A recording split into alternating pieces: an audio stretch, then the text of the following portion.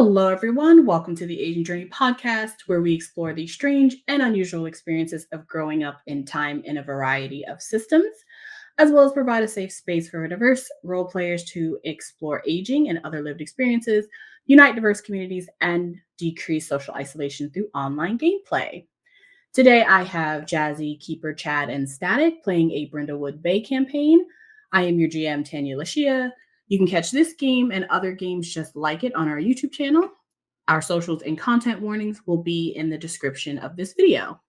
So let's continue our Mavens adventure in Not For All the Marbles, Night and Day.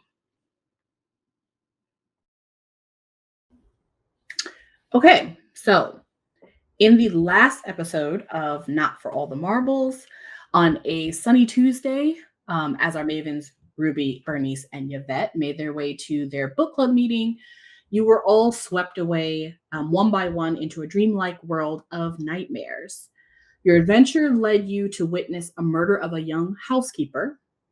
She was killed in the kitchen with a strange black poison found in a teapot. You all investigated this strange place called Herber Manor. You met the interesting property caretaker, Ivan Edgar. You also met the cold head housekeeper, Mrs. McIntyre. And you also came across an unsettling picture of the owner of the manor, Augustus Herber.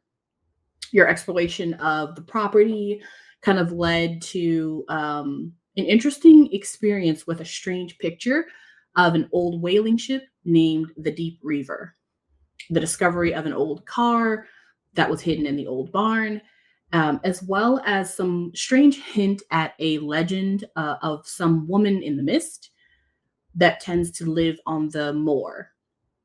And then finally, at the very end, you all found yourselves discovering a invitation that you feel like you have never received, but the invitation was addressed to you three to come to the manor.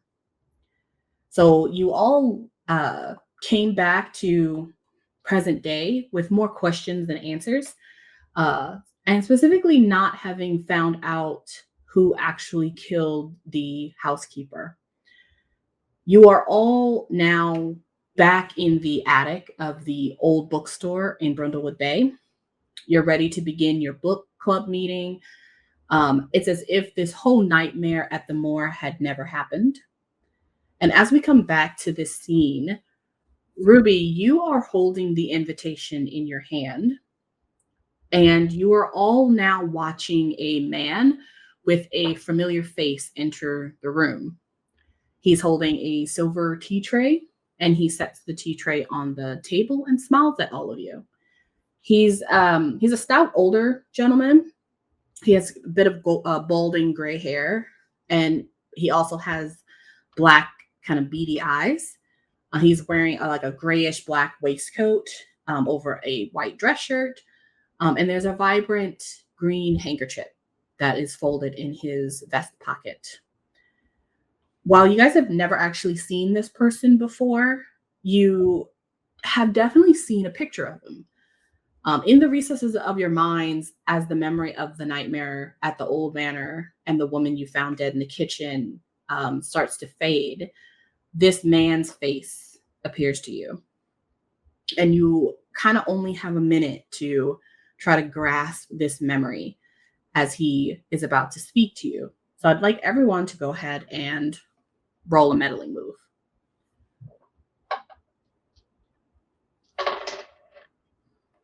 What stat are we adding, or do we choose? Yeah. Gotta get my dice. Oh yeah, we will need dice. I did this last game. Look, we do need dice. Oh, right.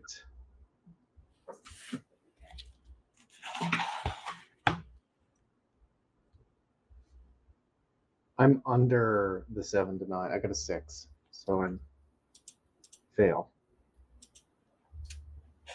Okay. I rolled boxcars and I used composure, so that would be a 14 total. Nice. 14. Jeez. All right. And so, sorry, we pick our stat. Yes.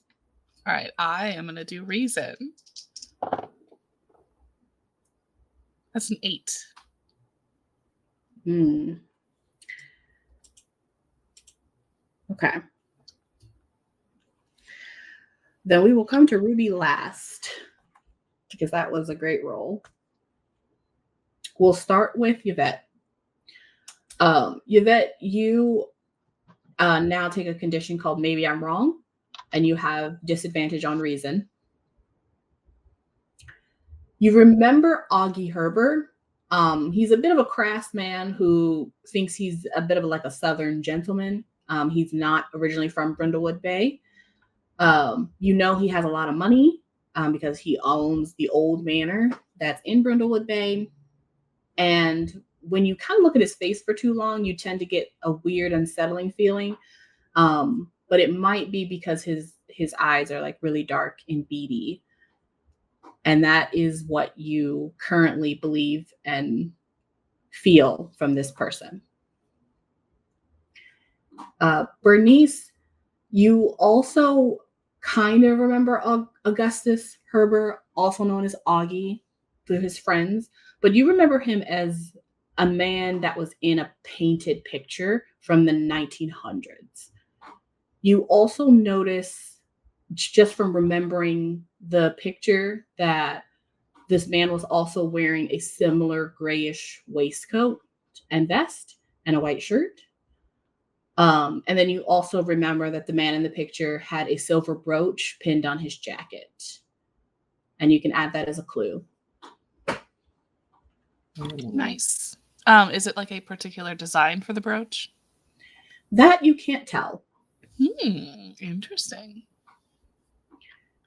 Ruby, you also notice all of the things that I just said to Bernice, but you also remember what the brooch was. It is a mariner's compass. Ha. And that's also a clue. So the 2 clues I would note down is a silver brooch and then a separate one as a mariner's compass. Yes. Okay, perfect.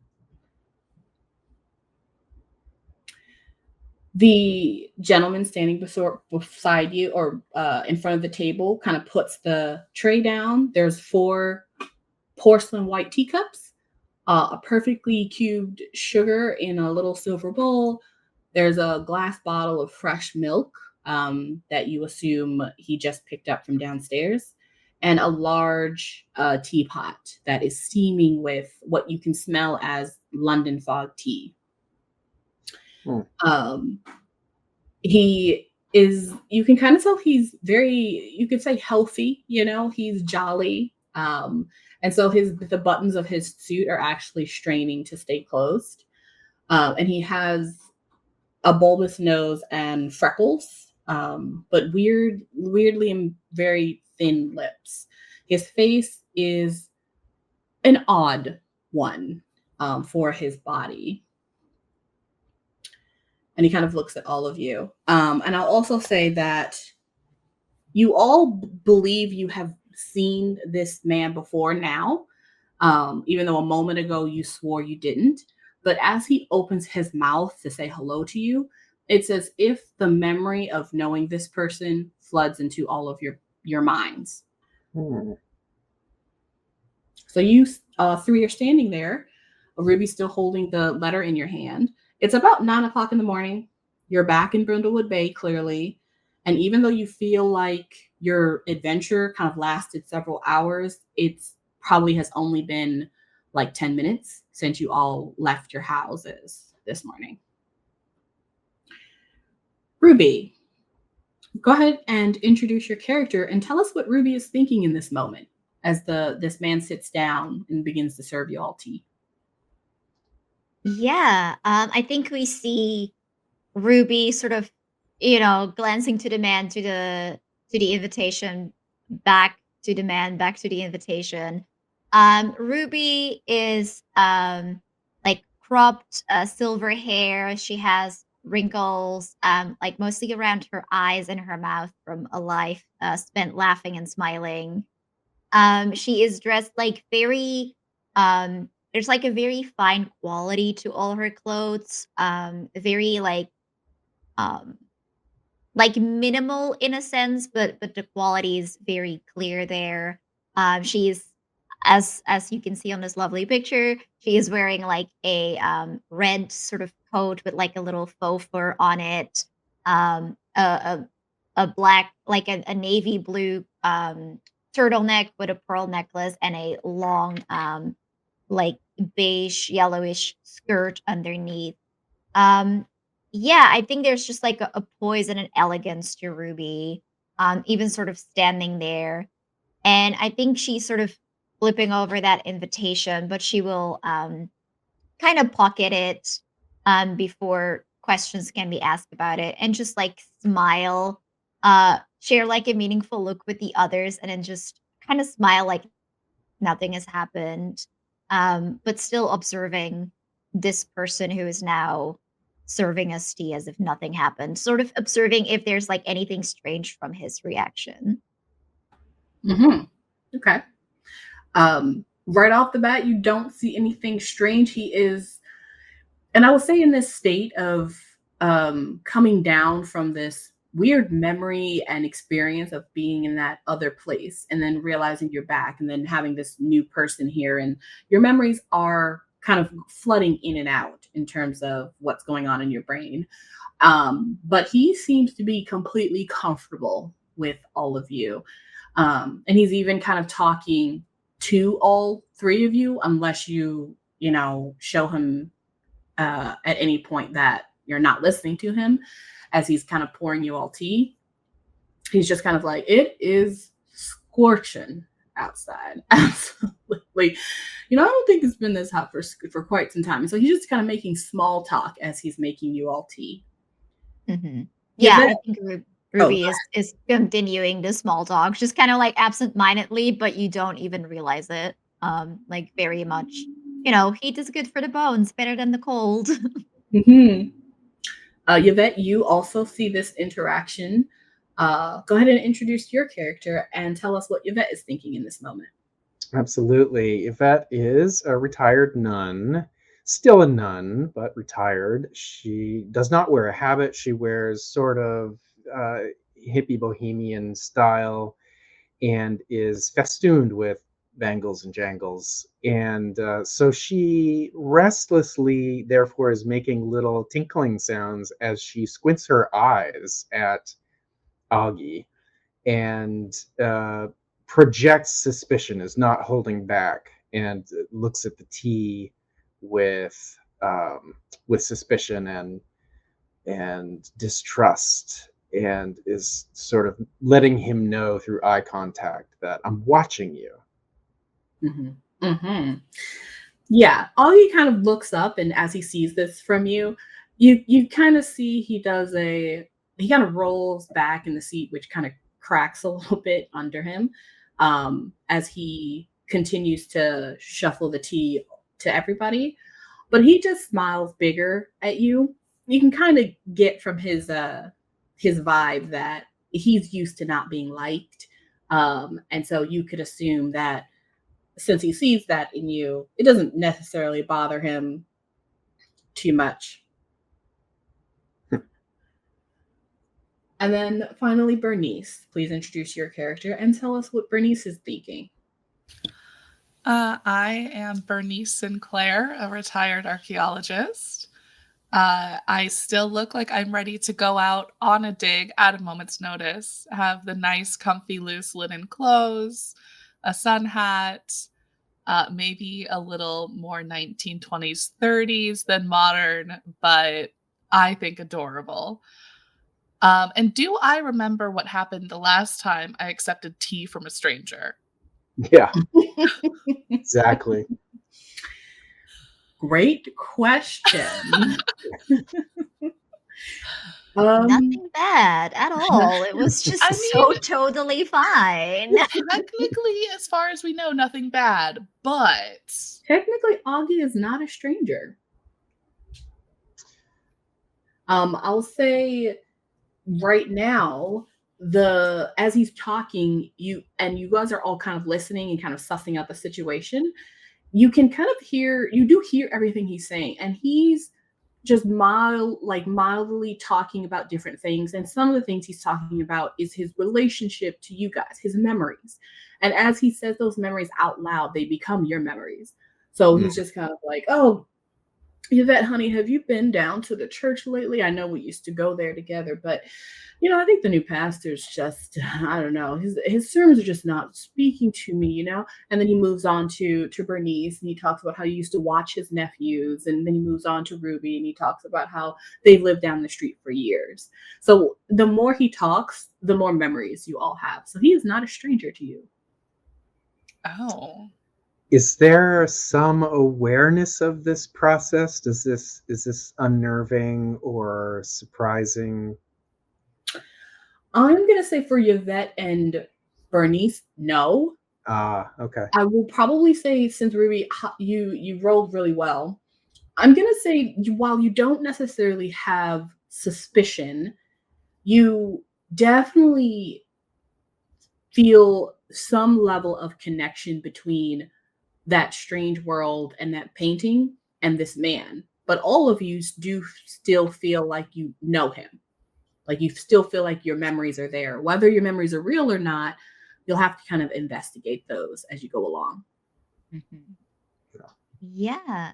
In that case, if I start to realize that, can I maybe try and roll an information move by basically like engaging in like more small talk, but maybe also being like, like kind of turning it on him, like, oh yeah, like, what were you like, not like what were you doing last night as in like an interrogation, but like, oh, this sweet old lady is like, have you eaten? What have you been up to? Have you been Mhm. sleeping well? Like that kind of vibe. Yeah, you can do that. Yeah. Um, that sounds to me like a meddling move with presence, probably. Yeah, I think presence. Okay. That is an 8. Okay. So how do you get Augie to kind of have this go from that chit chat conversation to sliding in maybe some suspicion? Mm. Yeah, I think it's really just like we're talking about the weather, and like I'll say something about the book club, and then Mm, I'll just sort of like turn it back on Augie, like, yeah, like very much like, oh, how are you holding up, lately? I'll just throw in like some generic, like, how's it going? How are the kids or something like that, right? Just some yeah. generic like Okay. catching up, and I just hope that I'm hitting the right marks. Okay. I'll say that when you mentioned the book club, because that's why you're all here, he does kind of Mhm. perk up at that. And so he's like, "Oh, yes, yes, yes. By the way, what are you all reading this month?"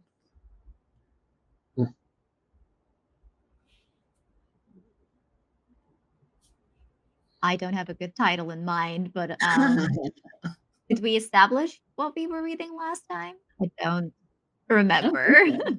I don't think we got that far. Yeah. Um, Yeah, I'll just say, what is the author called? Robin Matterson, I think. Yeah, I'll just say, oh, the latest by Robin. Hmm. Excellent, excellent.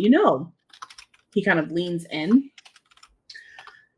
I have actually been getting some pretty nice shipments in the last couple of months. I haven't seen you all in my bookshop lately, but I think I might have an excellent selection for you all to check out. Oh, is that so? Hmm. Something about what was the last one? Waking Dreams. Another one about Mariner hauntings. ghost ships. Not Ooh, really I my love flavor. ghost ships. I thought you would. Not really my flavor, but Hmm. I thought you might be interested.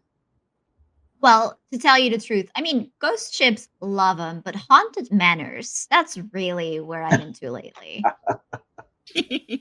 Haunted manors. You know, like the gothic kind with the mysterious murders and the weird gardeners. Like, I just can't get enough. I do admit it. You can kind of tell that laugh is fake, Mm. but Mhm. he sort of straightens up. Well, I haven't gotten many books on haunted manors. But if I see some, I will keep my eye out. That would be most lovely of you.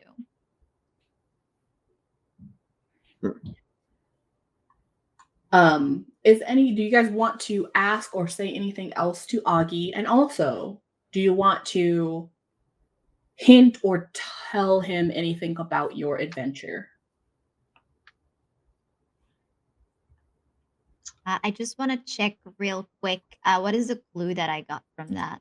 Is it that he has like books on the memories, or how should I note that down? He is an owner of a shop, and it is an occult shop in town. Okay. Oh, really? Hmm. Hmm. And I will say that, again, as these memories start to come to you in terms, they're only about him. So all of your regular memories and how you understand what's been happening in Brindlewood Bay and all the stuff that you have on the map, those are knowledge you already have because you've lived here. But anything attached to August Erber, they become memories the moment he says them. So before he said he owns an occult shop, there was no occult shop. Uh-huh. Oh. And so I specifically remember seeing an old oil painting of him. Yes. You and Ruby. Then I think as I take a cup of tea, because I never learn, Ah, I will say to him, you know, I don't remember where I saw it, but I saw the most gorgeous oil painting. It looked just like you. Just like me. Do you have that in your shop?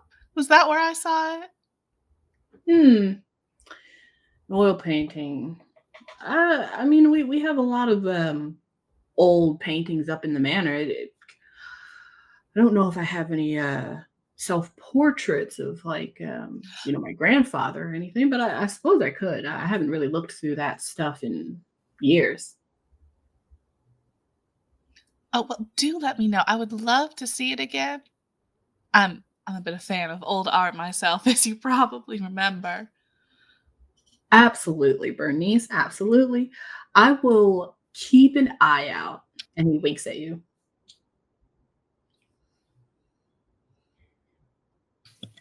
Oh, you're such a doll.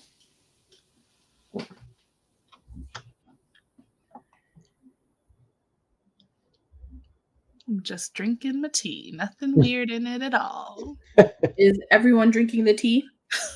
yeah, I think somehow this process has melted Yvette, actually, and her expression just faded right away, and she's now reaching for the tea and a little embarrassed that she didn't remember how they used to go to church together. Okay. Sip. Ruby?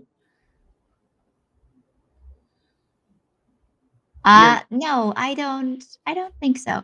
I'm sorry, my internet is not reacting super great to the setup. But I can hear you all. But I couldn't get back to unmute. Oh, Um, okay. but yeah, no, I think Ruby will do like this fighting where you pretend to drink, but you don't. Okay. He is going to look around the table unless anyone is showing him anything different. And he is going to kind of just try to clock who's drinking the tea and who's not drinking the tea. Ah. So, Hate it. so I'm going to say that since Bernice and Yvette said they were drinking the tea, Yep. I'm going to assume that he sees you drink the tea. And then Ruby, I think you two have kind of been having a bit of a polite standoff. Unlike That's Bernice and fair. Yvette, yeah, who've been kind of poking him a little bit. So he's going to kind of look at you, and I'm going to say that he probably is going to notice that you're fake sipping, but of course he's not going to say anything because why would he do that? So he's just going to lift up his the teapot, pour himself another cup of tea, and then kind of go as you put your cup down, assuming that your cup is empty, trying to refill it for you.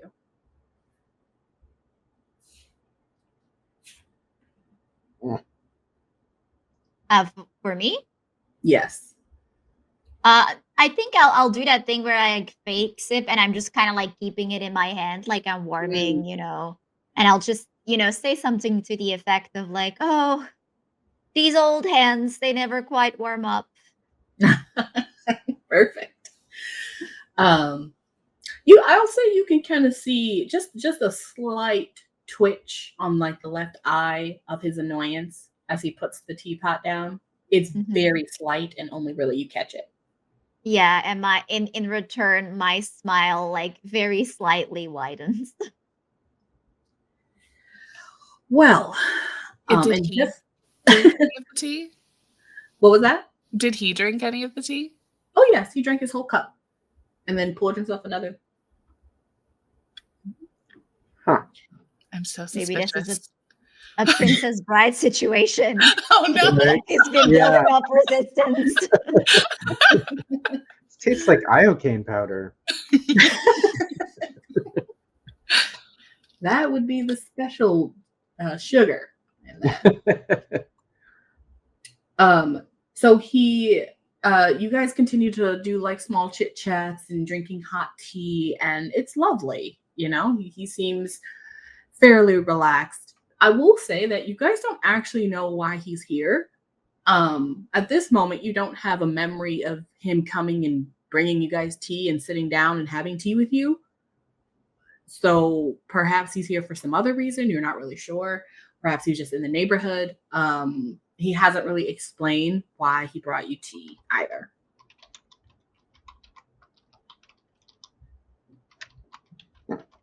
There is a big map of Brindlewood Bay that is on one of the walls in the attic. And so you can kind of see all of the places. And so I will pull that up so that everyone else can see.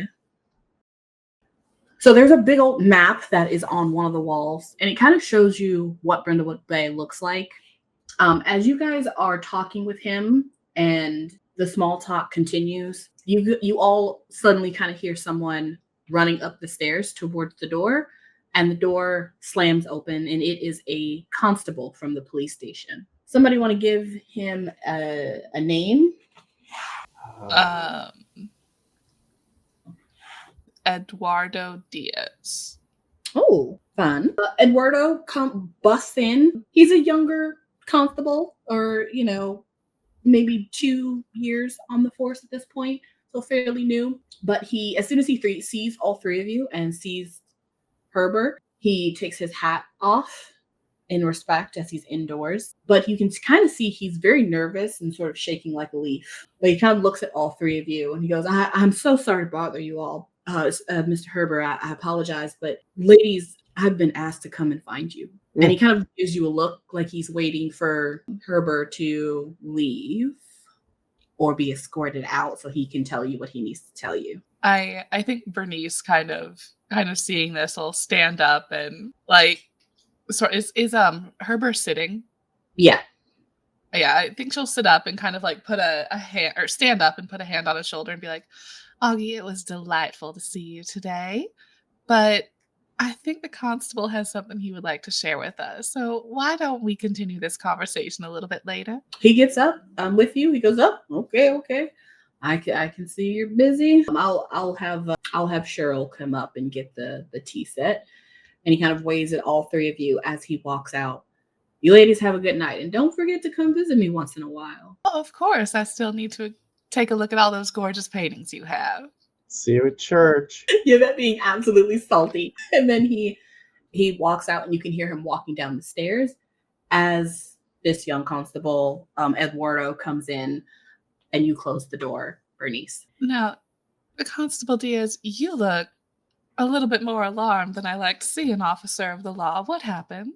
Well, I'm not really sure, Miss Bernice, but I was asked to come see you or find you three. I know that you have your book club right now, and I didn't want to bother you, but we have a weird murder. He literally whispers that to you. I pull out like a hard candy, like a Werther's, Yeah, to yeah. him so that he can calm down a little bit. Rattle, rattle, rattle, rattle. Like the crinkle for a second, and I'm Yeah. like, here, like just handing it to him so he can help out. Say, a weird murder. How? His eyes light up as you hand him a little candy, and he kind of sits down. He kind of sits down in one of the chairs that's Aw. open, and you can kind of hear the crinkling as he opens it. He's like, "Ooh, thank you, Miss Ruby. I love these." I know, that's why I keep them on hand. Yes. So let's give his boss a name. Let's call him the sheriff. What do we want to name the sheriff? Hmm.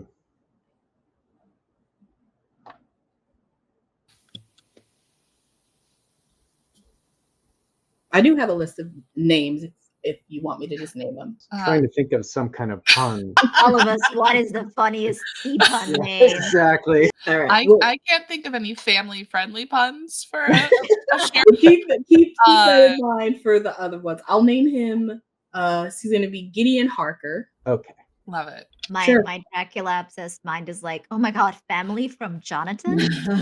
Same. So he's sitting there unraveling his candy, and he's just like, Sheriff Harker. He is dealing with a woman, and he pops the candy in his mouth. He's like, oh, sorry, hold on one second, and he takes out this extremely crumpled and like stained and ripped little notepad that has seen its day, and he starts to like flip through it to find the information on what he was supposed to tell you when he got here. But now, of course, he's sucking on a piece of candy. He's like, it's an unidentified woman, young mid-20s. She was found, and he's trying to read his own handwriting. I don't know. There's something about she didn't have any identification. We don't know who she is, but she was found in a weird place, looking really weird. So Looking really weird in that she has been murdered, or in a different, additionally weird. It's Well, yeah. she was found. How? She was found in Marigold's saloon or salon. Yeah. And Gold's branching out. She sells booze now. she's now doing it In the Old West. Fantastic. Finally. But she was, she looked, and he kind of looks fairly disgusted on his face. She was like bloated, like she had just come out of the water, but she wasn't wet. Oh, Yeah, weird. well, that does indeed sound weird. The sheriff said to just tell you to go meet him so he can give you like a rundown, but he's taking the body right now to the coroner, and he said you could meet him there, sometime. So I guess I didn't have to barge in right this moment, but I thought it was important. No, that's good. The company was getting a little stale anyway. Agreed. Oh, okay.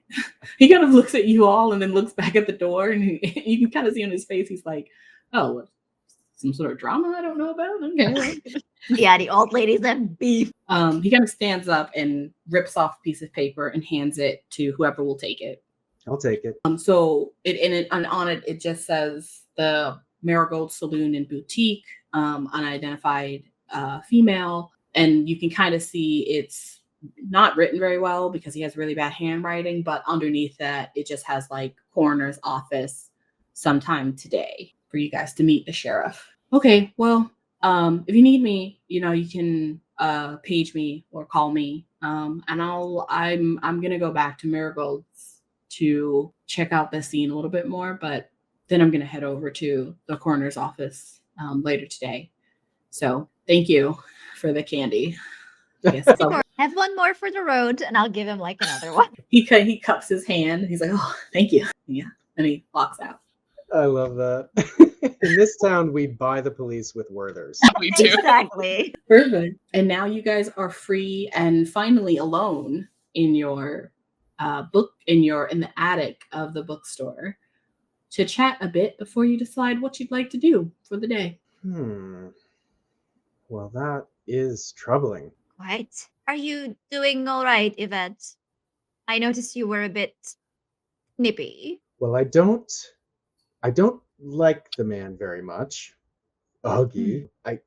I'm having trouble remembering why, but I don't like him, and I don't like the cops, and yeah, I'm feeling just a little ruffled. But I do love a mystery. It does seem like we have one of those on our hands. Should we start with the coroner, or is there anything else that would help us first? Well, we could look at the scene of the crime. Yeah, that man will be there. What is his name? The cop. Constable Diaz. Constable Diaz will be there already, but I suppose maybe he could take us on a little tour. I mean, I understand how you feel about officers of the law, but at least Diaz is kind of a puppy. Yes, that's fair. Well, yes. Yeah. We like cops who take candy and who bring us assignments. I love this town that the police will come to the three of us in a book club for a murder mystery. Well, they don't have a lot of experts in the area, I imagine. We are good at what we do. All right, so are we going to the scene or the morgue? A Does anyone have a coin? coin. Well, we could flip it to decide. Yes, if only someone had a coin. Ruby smiling and like she doesn't show it, but like in her pocket she is like flipping a golden doubloon between her fingers, actual doubloon, and she's just like letting you both be like, oh yes, if only someone had a coin. Well, barring the decision of fate, I believe the scene is closer than the morgue. Agreed. And you know what would be good is to make sure that Diaz man doesn't mess anything up at the scene. We should definitely oversee what he does and make comments. Well, at least we know if there's any Werther's wrappers left there, it's probably from him. True. Wouldn't that be something if that's how he solved this crime? Right. If I am wrongfully accused because they were my candies. Exactly. Please you come save me, ladies. You've been framed. Wouldn't be the first time. And with that comment, I'll just start walking off like that's a normal thing to say. Lovely. It sounds like you guys are making your way to Marigold's salon and boutique. I almost I'm very pro changing it. Yeah, maybe it's a saloon. Maybe it's just misspelled and it's mistaken all the time for the letter. Yeah, people walk in and being like really mad. There's no saloon. Right. I need a drink. It was about 9 a.m. when you guys sat down with Mr. Herbert when he came in. So we'll say it's been about an hour. So it's still morning, but you all make your way over to Marigold's place, which is in that top left corner, all the way at the top of number 12. And this area is, pretty busy. It's the same area where the bookstore is. It's basically across the street.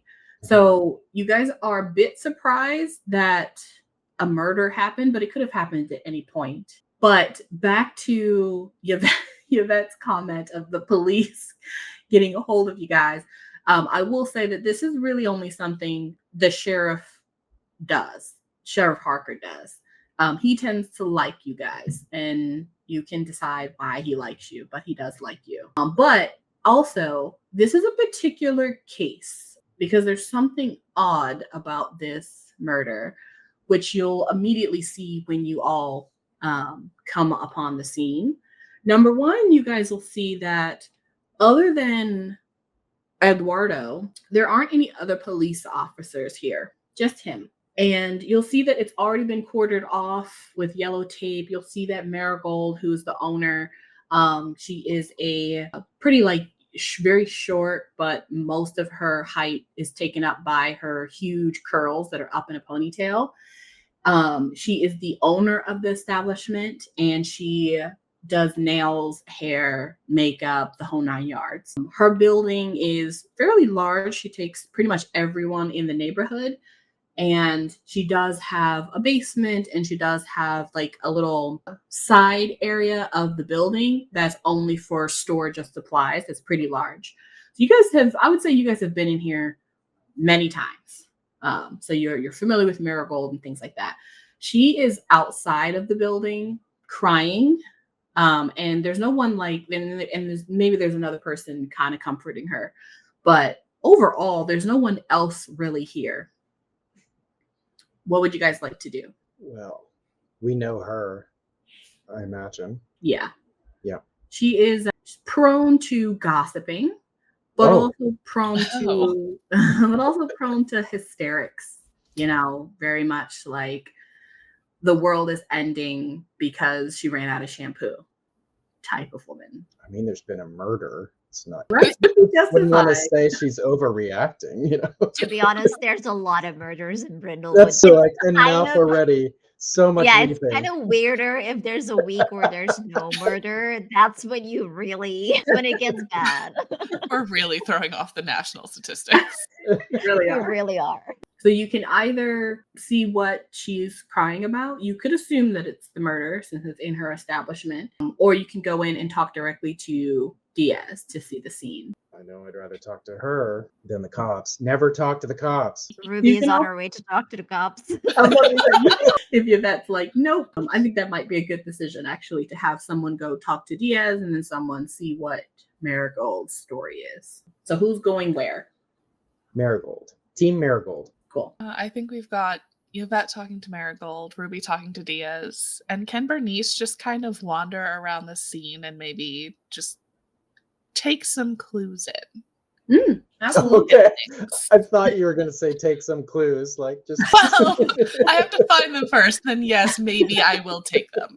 I love the thought of Bernice just going like full archaeology mode. Yes. Yeah.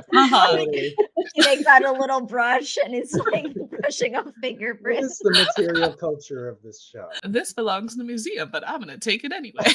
Okay. Ruby is going to go see Officer Diaz. Yvette is going to go see Marigold, and Bernice is going to take a lap around the crime scene, or actually just the whole building because the crime scene's in the basement. Yeah. Okay. As you walk over to a deeply crying Marigold and Ruby, you walk your way to Diaz, who he is literally by the basement stairs, like the door that's in the back of the office. And so he sees you coming as you kind of walk behind him or as you walk towards him. And he does indeed have several wrappers all around his feet as he's been eating your candies since he got there. So let's start with Bernice, since as you walk in, the very first thing you'll see is the salon area. And then you'll see Diaz in the back, and you'll see Ruby walking towards Diaz. So in the salon area, it looks like a regular salon. She has, a wall of mirrors. There's a bunch of tables. There's a little wash basin area for washing dries. And then on the other side, there's a little waiting area of just a couple of chairs. So pretty normal. It's still early in the morning, but she opens pretty early. So it does look like she was probably in the middle of either opening up, because you don't see like any hair on the floor, any products being used.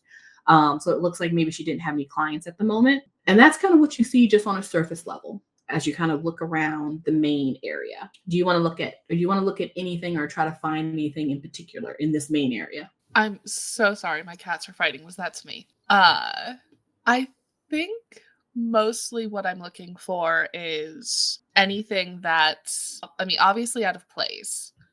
And I think I might have like this itching in the back of my head that another young person was murdered. And I don't know how much I remember of that weirdness. But like, I think I have this itch of like, is there something about that? I think that is very telling. So you're wanting to, I'm assuming, roll with sensitivity? Tragically, yes. Which is a negative one for me. So we'll see how this goes. It's a 7. It's a 7 with the -1. Okay. In this main area, you don't necessarily get a like a ping that itch makes sense to you. However, something about what you are thinking about in terms of a young girl does ring true, but it's not. It's a younger girl than you think in terms of like what you're seeing kind of come to your mind as you kind of look around the room. Not only do you see like scissors and other like implements for cutting hair, you also see like a child's toy. You see like a little pink sparkly wand that someone maybe has been playing with. You also maybe see like a pair of like child scissors also somewhere around the room, on one of the chairs, as if somebody has been, pretend cutting hair. Oh no, this is going to be far more tragic than I thought. You also do smell something that you have smelled before, which is seawater. I mean, you guys smell that pretty commonly around here, but usually not inside the salon. And that's a clue. Oh no. Okay, I think I'm just gonna file that in the back. Think about it and continue kind of wandering around. You begin to wander in the back area. And that's pretty much all that's in this main area, except for there's a door in the back on the other side of where Ruby is now talking to Officer Diaz that is locked, and it's most likely the storage room. So we will move to Ruby, who is talking to, he kind of sees you walk up to him, and he goes, and he kind of puts up his hand to say hi. Hi, Miss Ruby. I know we just saw each other, but it's nice to see you again.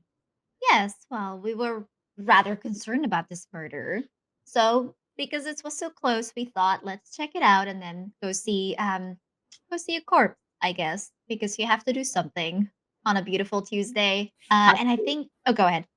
Go ahead. No, yeah, I was gonna say, like, I think she just kind of will ask him, like he told us like what he wrote down, but I think she's like, she will ask him that he seems quite shaken with this and why that might be. Are you kind of trying to get a sense of like if he's afraid? Yeah, like not necessarily like I'm not suspicious of him. I mean, not yet. But Uh, basically like if there's like anything that he might tell us that he hasn't like officially written down, right? Like is he afraid? Did he notice something that spooked him? Like why is this kind of getting to him? um. Okay. Do you want to roll anything for that? Sure. Yeah, that sounds like a meddling move to me. I could see either presence or maybe composure if like me keeping calm is like helping and like sort of guiding him through is helping him or even reason if I'm basically interrogating the cop but like in a nice way. Yeah, I think he likes you all, and I do Mhm. think he has that golden retriever energy, Yeah. and so even if you So were asking him point blank questions, I don't think he would take that as feeling intimidated. yeah, I'm kind of just like guiding him like, Mhm. why is this so scary? All of that. Okay. Sounds good. That is an 11 total. Oh my gosh, these rolls are great. Okay. I have guys that love me. You can kind of see as you're kind of like chatting with him, and he is fidgeting a little bit, kind of half from just nervousness of, you know, being the only person on site, and Mhm. also being the person that was the first on the scene. So he does tell you that. And he's like, "Oh, well, I came, first, and I was just kind of waiting and seeing if there was anything strange. I was just walking around until sheriff got here, and Miss Ruby, it was really weird down there." And he sort of gestures at the basement. It was like, I don't know, like I was being watched, maybe. I mean, I know that doesn't make any sense, but she was just so like dead, you know? Yeah. Corpses tend to be. Yeah, but not like this. And he sort of puts his hand in his pocket and takes something out and shows it to you. It looks like some sort of metal that's been highly like corroded. So you can't really make out exactly what it was, but he kind of takes that out. I could have found this on the ground. It wasn't near the body or anything. It was on the stairs. So I don't think it has anything to do with the murder, but I don't know. I've been carrying it with me for luck because maybe you'll see it when you go down there, but there's just something weird about the whole smell and feel and look of this woman.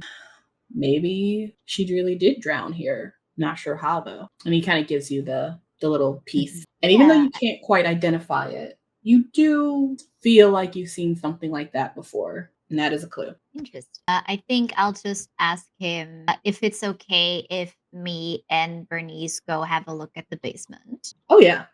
Yeah. I'm not allowed to let anyone down, but Sheriff said that you guys could go down. How sweet. And I'll give him like a little cheek tap. Aw. He kind of smiles. And as you're walking down the stairs, before you get too far, he goes, Miss Ruby, Yes. can I maybe have another candy? Oh, of course. And I'll pull out 2 and give it to him. I just like a pocket. One pocket is full of hard candies, and my other pocket is my doubloon pocket. He takes it from you and smiles as you make your way down the stairs. Yvette, you are now standing in front of Marigold. She is wearing like this really long and flowy and almost oversized kind of like long robe cardigan type situation over her outfit. And she kind of looks over at you and she's wearing a full like beat of makeup and her mascara is fully running down her face. And she's just kind of like, Miss Yvette, did they tell you? Oh, Marigold, my dove. You must feel so unmoored. Could I offer you a side hug? Sorry, that wasn't her response. And she kind of just rolls her eyes. Thank you. It's too kind. She wipes her tears. Oh my gosh, I'm so sorry. You cannot believe the morning I've had to find that poor girl like that. Oh goodness, I cannot imagine. You know, when we talk about our shocks with others in life, when we share our burdens, they do become lighter. Would you like to tell me what you saw this morning? Well, there's a girl, young, not a child, but she's couldn't be more than 20 or something like that. So young, you know. I don't think I've ever seen her before. She's wearing head to toe black stockings, black shoes, black dress. Eyeliner? Highlighter? Eyeliner? Were there any? Sounds like maybe she was a young goth kid. Sound right? Oh no, I don't think so. Okay. No, the clothes were more like I feel like they're more like maybe what you would wear. Not now, back in the day. They're very modest, like a high collar and very A proper. habit? I mean, I don't think it was a habit, but it looked very close. close to a habit. I'm having trouble picturing that. Yes. Well, and you were you the first to find this scene? Well, she kind of looks around and then looks back at you. Well, no. Poor Opal was the one who found her. I told her to go down there to get me some supplies for this morning. I mean, how would I have known what was down there? Opal is her daughter. She's about 7. Okay. Oh goodness, that's terrible. I'm so sorry to hear that. Where is Opal now? Well, I sent the poor girl home, obviously. By herself? Well, the police had already talked to her, and she's home with her brother.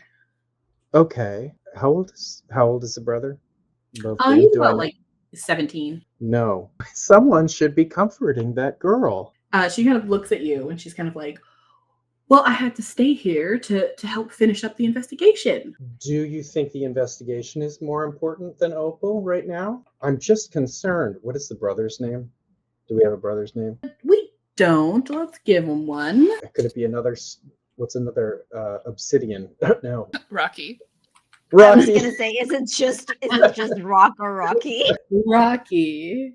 firstborn, didn't have as many ideas yet. I mean, no child after witnessing a murder should be alone with someone named Rocky.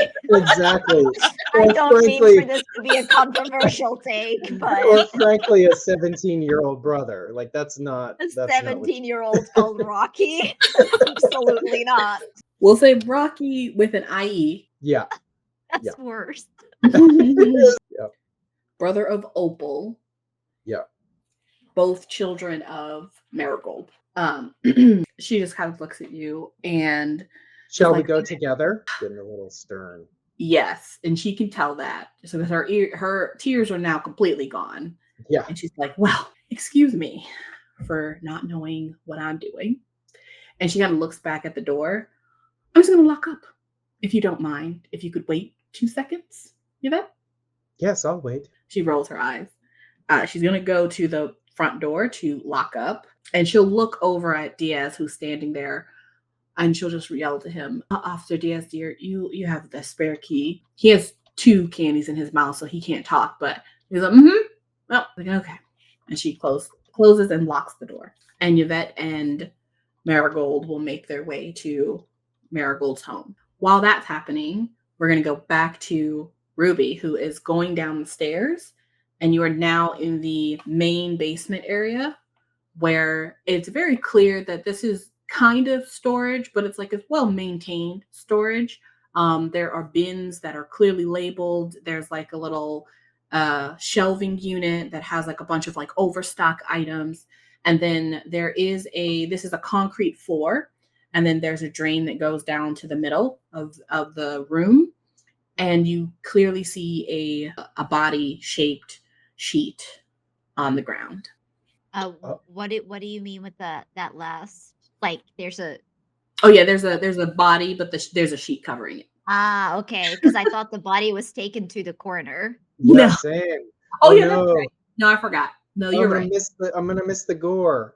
We It turned out there's a I mean, body is also a body of the coroners, right? Like, I don't know, weird stuff happens in this town. I just wanted to confirm. No, that's a good point. There's there's no body. That's right. I Okay. said we went to the thing. Yeah, I think in that case, I'm going to look around because I assume that this is a crime scene. So I assume that there's, like the CSI style, there's, like the little like 1, 2, 3 signs where they like found evidence and stuff. And I'm just kind of like going through the crime scene and I want to see because he said that it was like he felt like he was being watched and it was like really strange. So I kind of want to see if I can recreate that feeling and if I can get like a clue from that. Okay. I will say there is blood on the ground that has been marked, as well as we'll use 80s crime scene rules, and there is a chalk outline. Absolutely love it. But you also see that there's like a little tag that is on one of the shelves that seems to be tagging something that's like just a missing spot. So there's like cleaning supplies and like extra shampoo and stuff like that. And then there's one spot that's empty. And then on the ground right below it is another like little marker that shows the item that fell. So that's kind of what you're seeing there. So let me know what exactly you're wanting to kind of use that intuitive, I wonder if I'm being watched, and what you'd like to investigate. Yeah. Let's see, actually. Let's go like very like pulpy, tropey with it. I think what I'm doing is I don't think I want to use my move just yet, but I think what I'm basically doing is like, I'm going through the motions like what the killer might have done, like that. And we get like, or should I use my move? It's so early, but maybe I should. Why not? So yeah, I have a playbook move called Father Brown. Once per mystery, you can narrate a flashback from the perspective of the unknown killer. Nothing in the flashback is necessarily true, but when you're done, ask the other Mavens to define a clue based on what you narrated. The clue cannot conclusively solve the mystery by itself. So fun. So yeah, I think I'm sort of like going through the motions and like with what we already know, like there's something weird going on. the corpse was like bloated and like they had been drowned, but there was like no water. So I think like I'm imagining, and so like I see blood, I see a outline of a body, and then some sort of object that fell. Is that correct? Are those the things that I would see in the room? Yes. Okay. Yeah, then I think what Ruby sort of imagines is, I mean, she imagines then that the body was moved. So we see sort of, like this shaky cam, ill lit flashback from the killer's perspective, like first person video game view, where we see this body being dragged and sort of like almost like meticulously pulled. But I think we see from the perspective of the killer that maybe like the body has like bloated so much but it's like still moving and like slippery and gross, so it like kind of falls and they stumble, hitting themselves. So the blood is not from the victim but from the killer that is sort of like trying to position them. And we see in the flashback like something might have fallen, sort of causing a noise or causing like the killer to panic. They try to squeeze themselves, like, not go through the basement, but maybe there's, like, a little bit of a, like a window. I imagine, like, those what is it, like, Sue de Sue basements where there is, like, one tiny window that does go, like, above ground level. Hmm. Um, and, like, basically, they're, like, kinda trying to sneak out of that, and maybe that's where, like, the blood comes from. Like, it hits, like, something and it kinda, like, splashes due to, like, the pressure, and that's why it looks like the blood is maybe, like, caused from falling, but she actually thinks, like, "No, that might have been caused if you tried to squeeze through that and not do a great job." Um, yeah, and then I think we kinda come back maybe cinematically if Bernice is also coming down, maybe like Bernice, you crack open the door, and that's sort of like when we snap back to the present. And yeah, static. Would you like to tell me what clue we find based on that? Um, I think we find a button right under Ooh. that window. Is it like a special button? Is there something special about it, or just like a common? I think it's a unique enough button that we might be able Mhm. to recognize the set it came from, but not unique enough that it's like, I have this is from the so and so Yeah, it does not lineage. It literally have has their like a crest on family. it. Yeah, I would love that if people just wore that and then lost it. right. Yeah, all the time. Brindlewood Bay's weird. It's custom buttons. No, I think Absolutely. it's like let's call it a kind of like an antiqued brass button. Absolutely. Yeah. Yeah. Does Bernice come down? Because I asked DS for like if it was okay if you were coming to. Do you think that Bernice would also come down?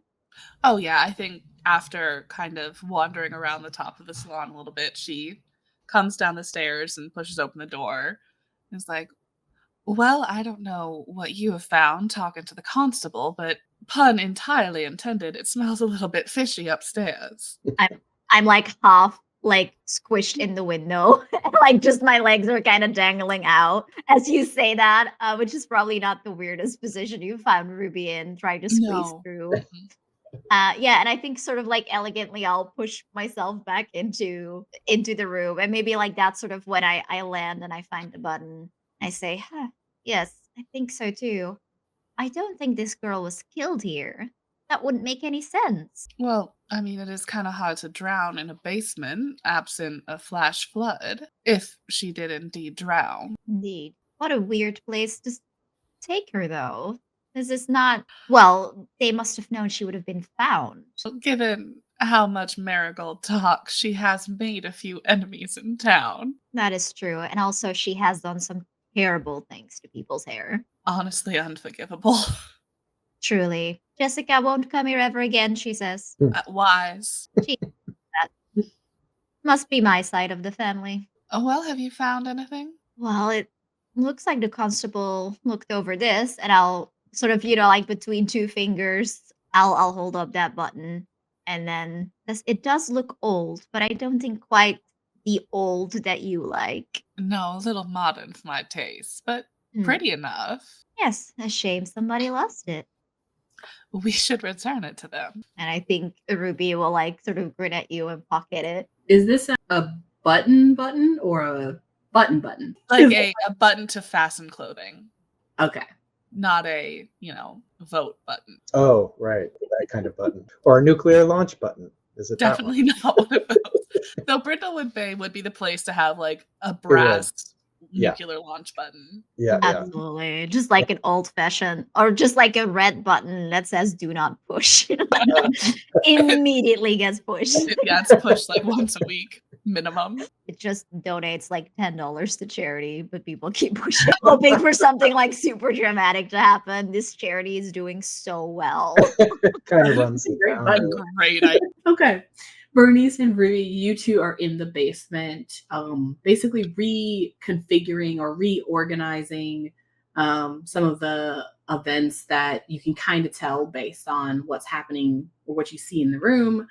So we'll go and see what Yvette is up to. Yvette, you come to Marigold's house. It is actually a trailer, and you can kind of hear the TV on as they walk inside. And the brother of Opal and Opal are sitting watching, some cartoons as Marigold comes in. And she kind of hugs Opal and looks at everyone. I'm going to make some tea. And I think because I think we all need to just eat something. And then she runs to the kitchen to make some brownies and make some tea for everybody. Oh, good. My favorite. I will text, if I may, just to open the door for a larger scene, if you want, that we all have Cricket burner phones that I've given everyone, and I've just texted just where I'm going. Perfect. So, if that's all right. Yep. You all get that text from Yvette. Rocky is watching Opal, and Opal is watching TV. And Opal kind of looks over at you. What is your relationship with the Marigold kids? Do they know you? Do they like you? I do my best, but I think that I still carry that big nun energy. And, I think kids are like slightly afraid. Okay. I don't think they run screaming, but she's very kind, but they have that sense of like nuns can turn on you. Okay. I think that would most likely affect Rocky since he's older and he's probably had more interactions with you. And Rocky is a teenager. He probably looks at you and sees his mom's back and he goes, Miss Yvette, and then he quickly gets up and he's like, I'm going to go outside, and goes to the backyard to throw rocks.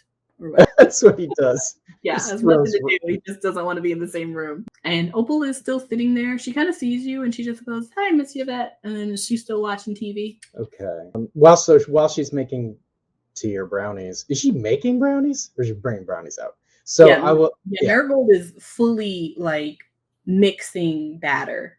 Really? Yeah. I mean, I would, in other circumstances, I would admire this, but she really is kind of doing anything but talking to her daughter. Mm-hmm. So I will do that because she won't. And so I sit down next to her, hands folded in lap, try to get her attention. Does she seem really rapt on the TV, or is she turned? I'll say that she's like watching it, but if you were to talk to her, she would, respond. Yeah. My goodness, it's been a long day, hasn't it? You must be so tuckered out. She kind of looks at you a little bit and kind of shrugs. Were you at the, what time did you get up this morning, Dove? 8:50, I think. 8:50 is very specific. She knows her clocks. What would you say, 8 years old? Is that right? Or what was the age? 7. 7. Goodness. Wow. And then what? And then what happened? What? Because it seems like you've had a bit of a hard day, haven't you, Dove? She kind of looks at you confused. No, I don't think so. You don't think it's been an unusual morning? No. Was really? Just sitting at the salon while Mom was getting ready. And then I went down to the basement to Yeah. get the overflow thingy. And then I saw the lady. And then mom came down and saw the lady. And then she just sent me home. Been kind of Huh. boring, actually. Yeah. So can I get a read on her? Is she really like suppressing, or did she not understand what she saw? I don't know if you'd be able to get a read on her if you guys don't have a close relationship. Okay. Yeah. Okay. I think if there are moves I can move here. I don't know what I would risk talking to a 7-year-old. Well, meddling. Can I just verbally tell me more about what you saw? Wasn't it strange? Well, yeah, there was a weird lady in the basement. Yeah. What do you mean weird? Well, she was just sitting there. Yeah. Sitting there how? You know, like up against the wall, just sitting there. On the floor. Yes. I Hmm. asked her if she had an appointment because mom said that's what I asked if I see people and they're in the salon and she's not available. But she didn't say anything back to me. She just was staring at me, which, was Was weird. she was staring at you, so she wasn't sleeping. Her eyes were open. No, she wasn't sleeping. Go ahead and roll a meddling move. Okay. Whoa. 11's the roll. What's the stat? I mean, I don't know if it matters. Stat would be what? A presence or I think since you're just asking questions, reason would be reason? reasonable. Yeah. Okay, so I got a 12 total. Wow. Jeez Louise. Yeah. Okay. It's my first good roll, so I'll take it. As she is describing this to you, I think even without really being that close to her, given all of the context that you've gotten so far, which is Marigold having a full breakdown and crying. So clearly she's upset by finding a random young woman dead in her basement. But seeing the juxtaposition to the child not really seeming to believe that she found a random woman that was dead in her basement, Yeah. you can't be certain, but from what she's saying, it sounds like she found a living random person sitting in the basement. Staring at her. And by the time she got up the stairs to tell her mom, and her mom came down the stairs, from what Marigold said, she found a bloated and dead woman. Yeah, that's weird. And the bloating, that's so weird. Okay. She does seem to believe from that role that what she saw was a living person. When And she since it says, was a pretty good role, I will say you can also kind of ascertain that maybe the reason why Marigold isn't talking to Opal or really not working or interacting with Opal that much is because perhaps Marigold finds it weird that maybe Opal is giving a different story. And she might Yeah. be nervous about that. bet she is. I bet she is. But she didn't obstruct me from talking to her, which is also interesting. Right. And you can also kind of hear that she's on like her third batch of brownies at this point in the kitchen. Okay. It's a lot of, it's a lot of brownies. Yeah. So she's sort of compulsively distracting herself. Yeah. And I'll say your main clue there is that the child seems to have found this victim alive. Yeah, and not bloated. Okay, so she's legit not traumatized. But it's weird, yeah, that she would just send her daughter home. Like, that's fine. That makes sense. Oh, yeah. Well, okay. Well, I won't trouble her too much more. I'll go talk to Marigold again. Okay. Open the kitchen. Try to help. And maybe help by stopping the flow of brownies. I think this is maybe enough. Yeah, there's a fresh batch of brownies that these are like, box brownies. These aren't handmade brownies. So there's a fresh batch and there's 2 more in the oven. And she's working on now her 4th batch. No, don't break those eggs. Don't break those. You need them for omelets. You're through almost a dozen here. Oh my goodness. She kind of looks at you as she's a little confused. She's like, I was gonna make some brownies, Did you? Yeah. I have some ready, but these are gonna take a couple of minutes more. I don't think we need more. I don't think we are you bringing them to church? Why are you feeding so many brownies to people? Maybe we can Well, Opal just loves brownies. It's her favorite they do. treat. So I They thought I'd do. make her some brownies, you know? Why don't we rest for a moment and just sit and and rest and breathe? It's good to breathe on days like today. Okay. Yeah. Breathe. It's good. How about you know what? We need milk. That's what I'm getting. She Yeah. runs to the fridge and takes out like a gallon of milk and takes down glasses. Oh, yes. Let's eat a lot of brownies, even though we already have tea. It was the tea made as well. And she goes, "Oh my gosh, I forgot. I forgot about the tea."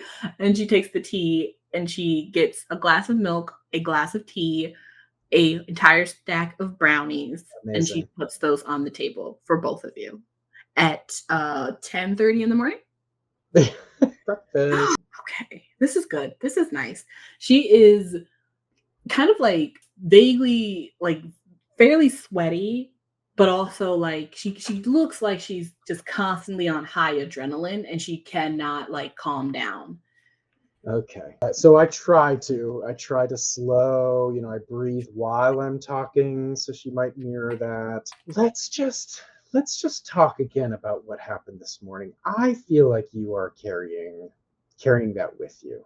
Let's let it out into the air. Actually, is there a kitchen door that I could just Yeah. leave? Yeah, I could just close to baffle the sound, not latch, but Yeah. She kind of looks at you, eats a brownie, and she kind of looks over because, like, past you is Opal sitting on the couch watching TV and then looks back at you. I mean, yeah, it was just awful. It was absolutely awful. I don't.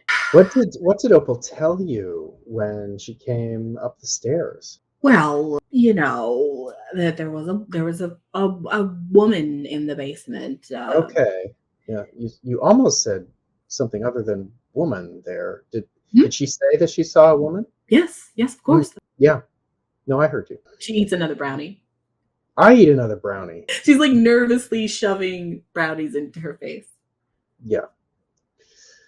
It's and what she it just doesn't seem like it's possible that what she saw and what you saw were exactly the same. Do you think that's true? Well, I don't know, Yvette. I don't know what she saw. Okay, I just know what she told me. She said she saw a woman, but you saw a woman who was in a state. Is that right? Well, she was just more than in a state. She What state? Tell me. Well, she was not breathing for one thing, and she also looked like she had just been pulled out of the bay. It's terrifying. It is strange. It is very strange. Yes. Why don't you think that Opal has more of a reaction about that? I don't know. I could, if you want to try and get some sort of information from her at this point, you can do something. You don't necessarily have to roll, but if you feel like you have a way to break through to her. I'm trying to put on, even though it's not what nuns do, the confessional mode. I'm trying to give her some spiritual solace. I'm trying to comfort her. Of course, depends on how that relationship works, but that's what I want is her to confide in me about what she saw in details. Okay. I'm going to say that as you kind of do something uncharacteristic, like maybe you hold her hand, maybe you get closer to her, but like really showing her that you are someone that she can trust and open up. Yeah. You can kind of tell that she has this like really small moment of feeling like she can do that, and she'll just kind of go, I don't know. The girl was dead when I went down there, 100%. I swear. And But I believe you. Opal says she was looking at her. I don't know. I don't know what that meant. Maybe her eyes were open at the time. They were closed when I went down there. I don't know. They were closed when you went down there? Yes. Yeah.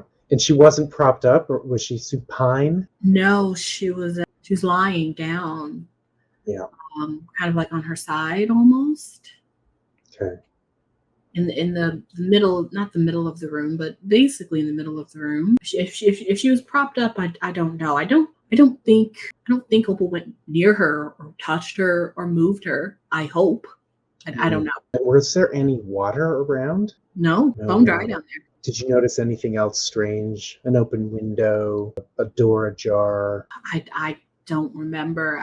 I mean, I came down and I saw that, and that's all I could kind of process. I was confused, so I ran back upstairs and I called the sheriff, and I held Opal, but she didn't seem to understand. Well, it's very strange. I'm so sorry this happened to you. You must be shaken. And I look around at the brownies. You must be. Just Quite as you look around, she goes, "Oh, my brownies!" She goes to take out more brownies. If there's anything that I can do to help, if you need a babysitter, if you need some time to yourself, if you would like to go to the church perhaps and pray, I can give you that time. Just please let me know. Here is my cricket phone number. Thank you, Yvette. That's very kind of you. I think I'm just going to let the shop be closed for a few days. Oh, yes. I don't think you could open it again. It is a crime scene. So, I mean, I'm not laughing. Excuse me. I don't know where that came from, but it is a crime scene. You won't be cutting hair in there very, very soon. Yeah, that moment of niceness was gone from her as you kind of slip back into your general mannerism, and she just pushes a plate of brownies towards you. Yes, I don't mind if I do. Feel free to have those. Thank you for your time, Yvette. Thank you so much. I will take, just because I'm worried about her health, I'm going to open a bag maybe that I'm carrying, maybe a tote bag, shopping bag, and just dump the brownies in there just so that she doesn't get the kids high on chocolate toxicity. You do see that she has calmed down a bit, and so she's Good. not making another batch. Now she is just taking the ones out and starting to clean up the kitchen.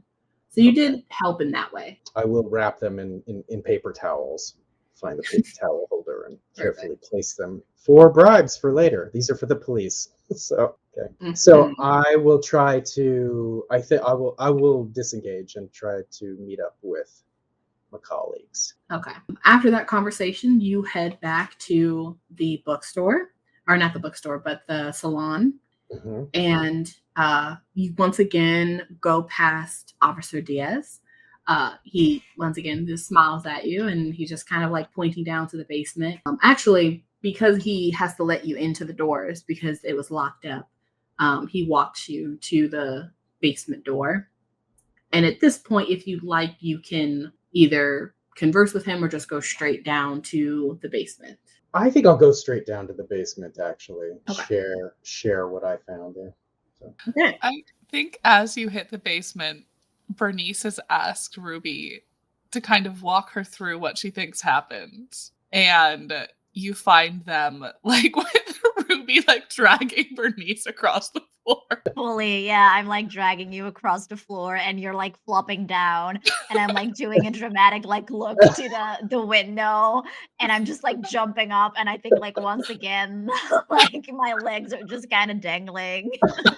I stop on the stairs. I go, ladies. Yes, there you are. We got your message. How did it go with poor dear Solano? Well, she is troubled, but I did bring treats. That's not new. I will pass them each a napkin wrapped brownie. Oh, I'm still struggling in the window, and I'm refusing to admit that I can't get through it anymore.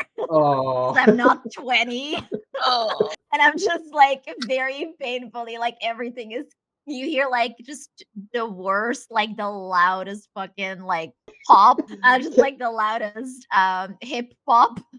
I'm sort of going through the window. No, I'm fine. Gov, please come down. You don't need to reenact the whole thing. We can imagine. We can use our imaginations for what happened here. And I'll squiggle through, and then just a hand comes back through the window. It's just give me the brownie. I don't want to come back in.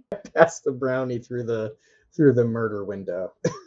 Yeah, and I'm just laying there, sort of like squat down, looking at you eating my brownie. Well, Opal is, this is strange, I will say. Opal seems to have seen something different than Marigold. And Marigold shows all the signs of someone who found a body in the basement, and Dove is watching television contentedly. So something is off. I think maybe I have a special expression when I say off that we all know. You know, it's beyond what can be explained. Yes. Maybe it's time for us to see that body. See if there's anything in the corpse that we can see. I don't know if there's anything more to be gained here. Yes.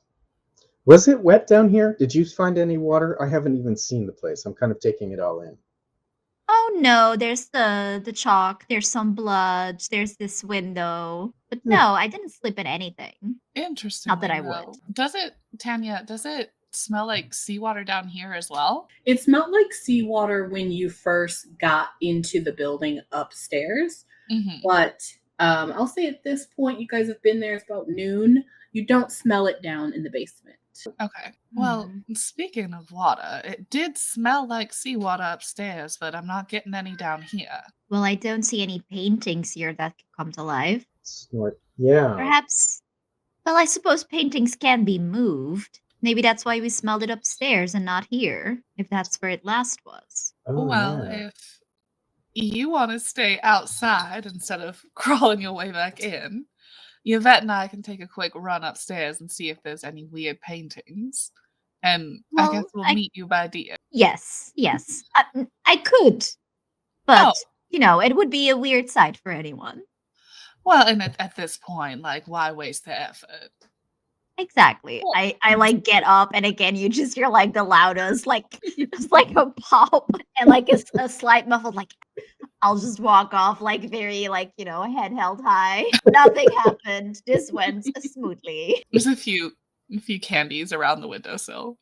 Oh, yes, Yeah. spilled Werther's. Oh, no. In the Oh, crime no. scene. The next one I give to Diaz is like fully cracked. They're all going to From get his numbered with little tents. All right. You're all making your way to the cemetery where the coroner's office is also on site. Before that, do we find any weird paintings upstairs? I think when Ruby looked at it the first, or no, Bernice, when you looked at it the first time, you didn't see any paintings on the wall or anything like that. Not in terms of like paintings. She has like some, you know, I don't know what this time frame of like home goods level paintings on the wall. She definitely has some of the touristy stuff from Yeah. the store that we don't mention because it's not a funny name. But no, she like fully has like you're most beautiful when you smile, or like Yeah. what is it, like the prettiest thing Oh, you can yeah. wear is a smile. Oh, God. yeah, very, very like Michael seasonal, like half percentage off. But there was nothing up there. You did come across a locked door that you assume goes to storage. Oh, really? If only we knew someone who unlocks locked doors. Yeah, can I sort of poke my head out of the front door? Is it unlocked now, or did he relock it? The front door. So let's see what. So I'll say that Officer Diaz sees you all come back upstairs, and he's just kind of like, so I have to head over to the coroner's office. Do you want me to go together, or do you want to meet me there if you want to keep looking around? We'll meet you there. Give us just a moment. Don't you worry. You go ahead, and I give him another candy, but yeah, it's like fully like crunched because I went through the window. Oh, if you just want to leave the key with us, we can lock up when you're done. He kind of looks at you, looks at the key in his hand, looks at the candy, looks at the key, looks at you. Would you like a brownie? His eyes go so wide. This is fresh, made this morning right from the box.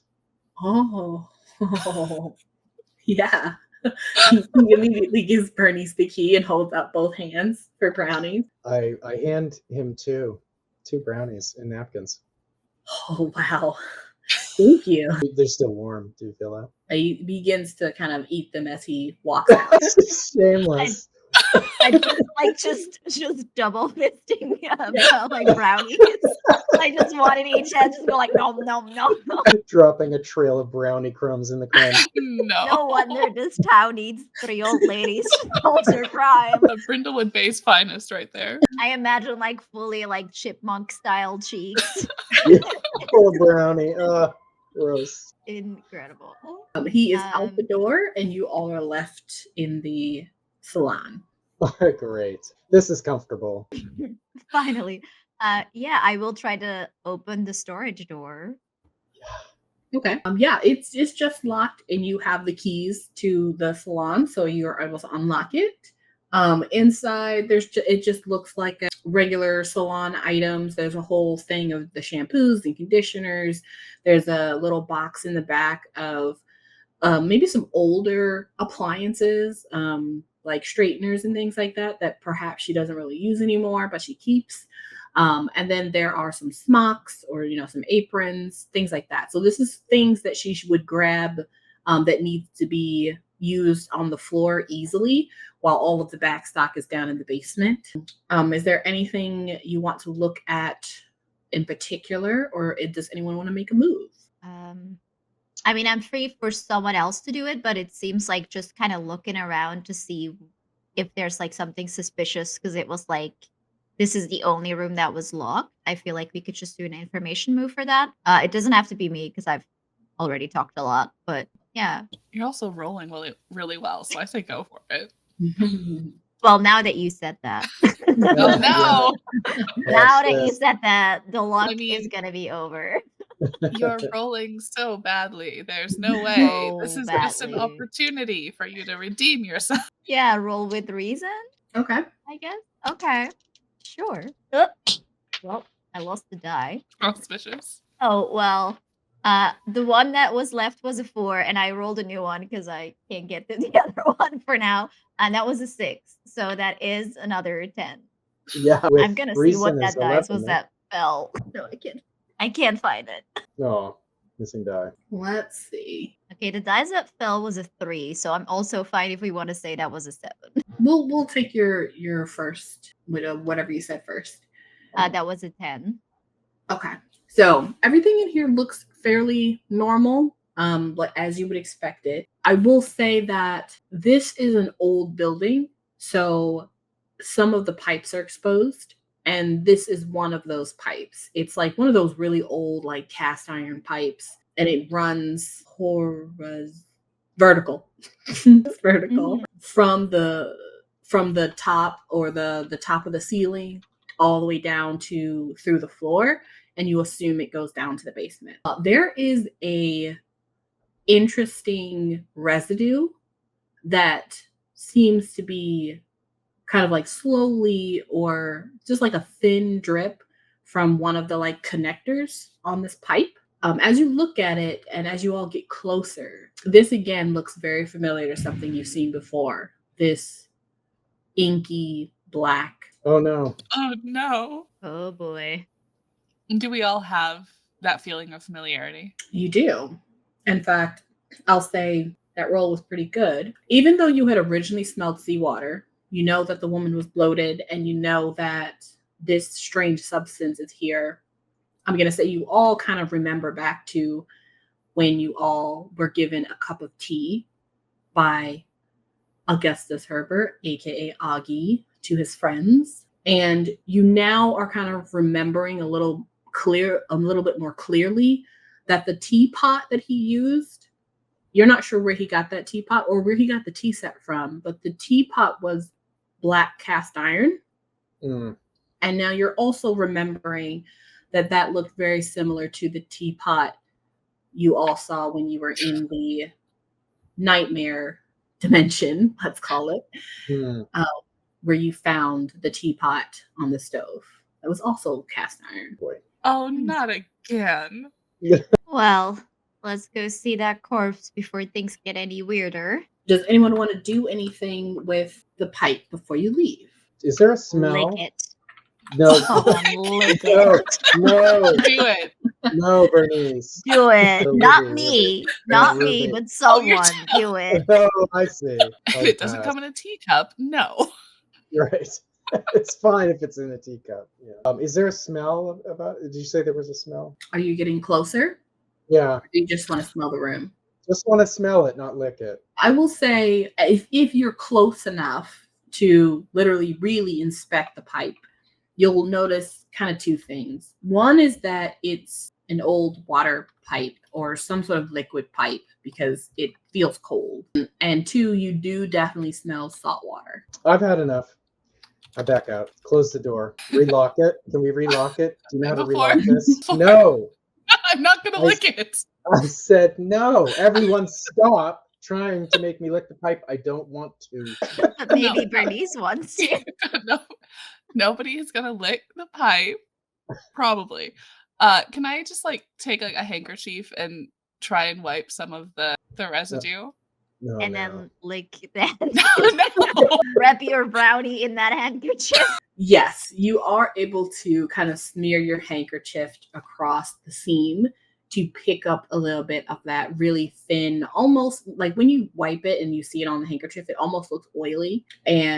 But you'll also notice that as you pocket the handkerchief, the drip comes back. And it's a fairly standard water pipe. That's what you would assume. It's at least liquid, cold liquid. Well, it looks like we should all start boiling our water moving forward. You say it's dripping. Is it pooling somewhere on the ground or on a shelf or whatever? No, it's like a really slow. It's very similar to like a really slow water drip that you would maybe get if the connection just needs to be tightened a little bit. Is it following the pipe like down into the basement? Yes. Oh, it is. Okay, I'd like to go down and see if I can figure out where it's coming out. If that's exposed down in the basement somewhere. Yeah, it goes down into the basement. It's still exposed, and then it goes. You can kind of see the connection go into one of the brick walls on like the far side, as if it, it's like a connection for it to turn, and then it goes straight into the rest of the pipe goes into the brick wall up where the ceiling is. It goes to outside. Yeah.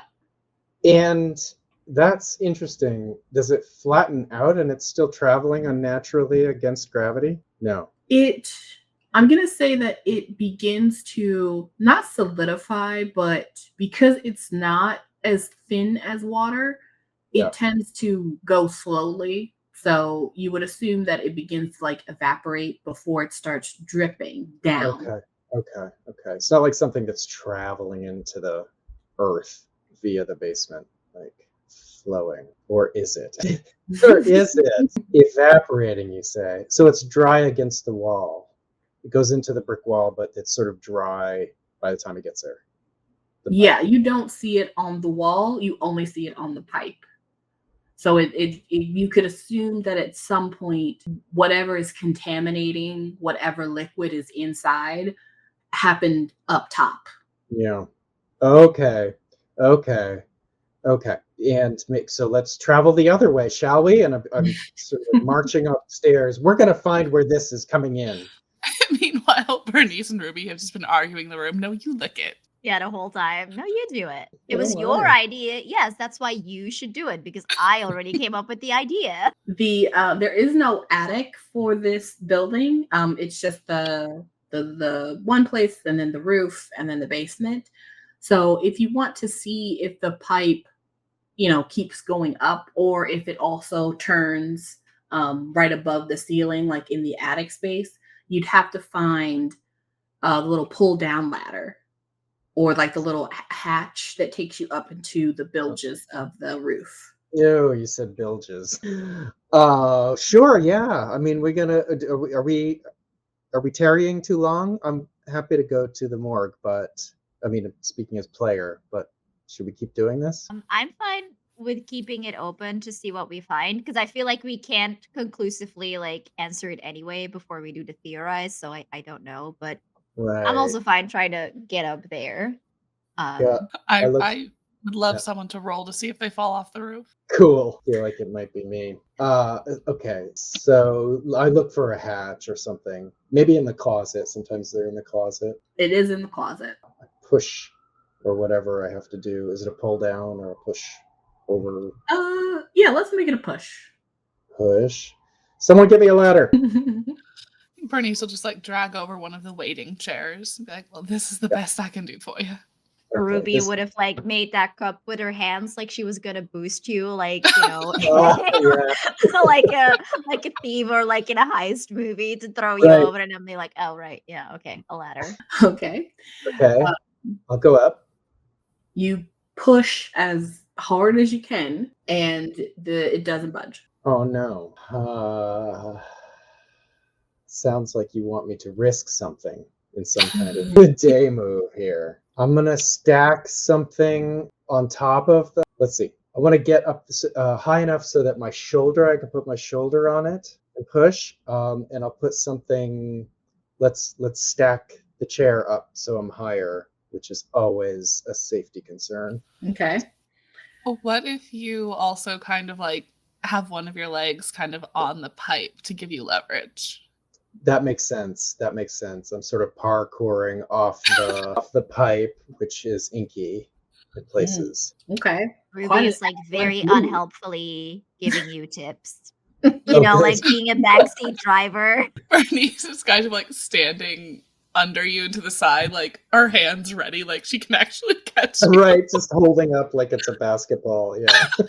Yeah, and Ruby is like, no, you leg like this for better leverage. No, don't do it like that. Don't put your hands this way. It's like super unhelpful. Hilarious. Okay. Now, what's the worst case scenario here? Oh man, this could go so badly. Well, yeah, I could bust through the pipe, or break the pipe, and so whatever's in the pipe could get right, or there's that, yeah, and I could fall and hurt myself. What else? And that pipe could be whatever's in that pipe could be freed from its pipe prison. Mm-hmm. That would be pretty worse. Well, that would be pretty bad. So let's hope you don't fail, because if you do, Okay. Yeah. So this is a day move. Do I get this right? yes. And And you're going to do reason. reason, which gives me 1. Okay. 6 plus 1 is 7. That's not awesome. Not awesome, but not as bad as it could have been. So yes. Okay. You kind of wish there was a video camera, because this is a very athletic move of parkouring off the pipe and busting open the hatch, and it flies open. And inside, it's simply just an inky darkness with no light, even though it is only noon in the afternoon. You don't burst the pipe, and you do open up the hatch as you are meant to. Yay. And literally, as you both are, clapping and hooraying Yvette, as she lands back down on the stack of whatever she had stacked, the whole thing obviously is going to tumble underneath her, and you're going to fall straight onto the concrete. Oh. Ooh. You'll have a bad hink in your hip for a bit. Is that a full condition or something I should note?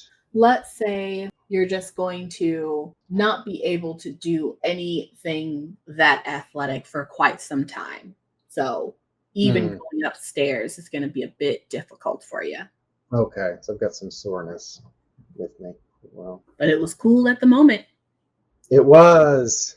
and the little hatch is open.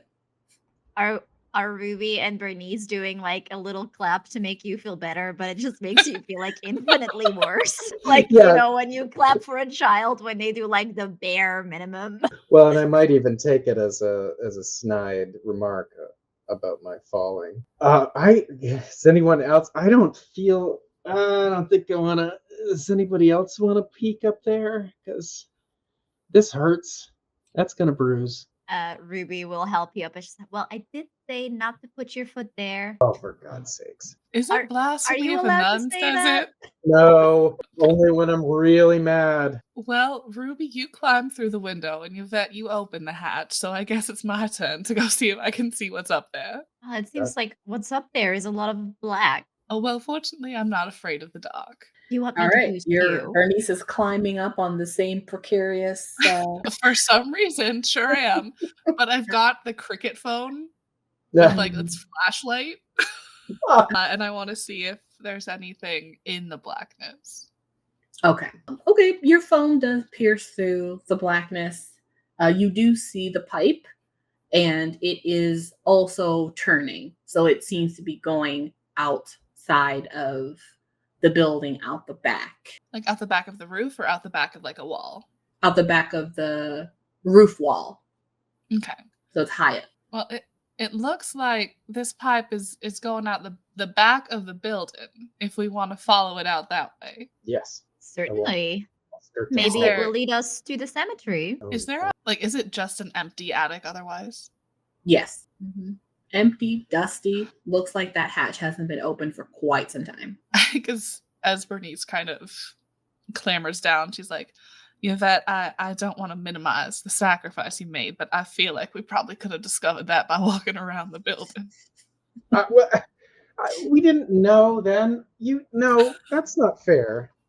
I'm sorry. It was very impressive. My only regret is that these phones that you have given us do not have video capabilities. You all make your way around the building, and indeed you do see a pipe come out of the roof, out the side of the roof or the back of the roof, and it actually doesn't continue to go because it's up on the roof. It's attached to like a little, it will looks like to be like a little rain collector, like a metal rain collecting unit that's attached to it. You would assume this is very old and it just wasn't removed when the building was modernized. And so it has like a little lid on it. So you would assume that it doesn't collect water for any reason, but it just is there. So it looks basically like a square box on the side of the roof that is connected to the pipe. With the lid on, just kind of begging for someone to take the lid off and peek in with their face. I'm gonna find a ladder. I start looking around, hoping somebody maybe nearby is painting their house, or I'll go to the neighbor. I don't care. Okay. You would most likely be able to find a standard ladder, but if you want a ladder that goes to the roof, you will most likely have to like find someone who has that type of ladder. Oh, okay. Well, is there anyone nearby that happens to be pruning trees or working on power lines? We can borrow their rig. Oh, I would love to drive a cherry picker, please. Please, let's make that the Batmobile of this group. I will say not at the moment. However, you do know that the church, the library, and the inn all have those types of things because they have maintenance people that come and need to use their like big ladders to like get to their roofs for regular maintenance because they're very old buildings. I think maybe, how about this, that I know Olaf at the church who does the maintenance would do I've given him so many brownies and whatever over the years that he's in my pocket, and we can get him to bring a ladder over. Okay. Does that work? Okay. Sure. Cool. Does Olaf have a phone? Yes, I'm sure. Okay. If he didn't, I gave him one, so he would be forever accessible to me, making maintenance and repair.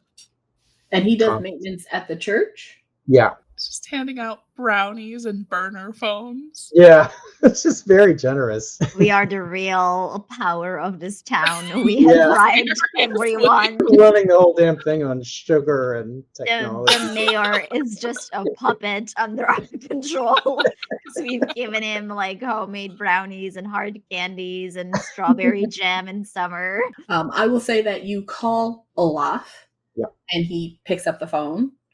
And he's like, "Oh, hello, Yvette. How can I help you?" Olaf, Dove, we need some help.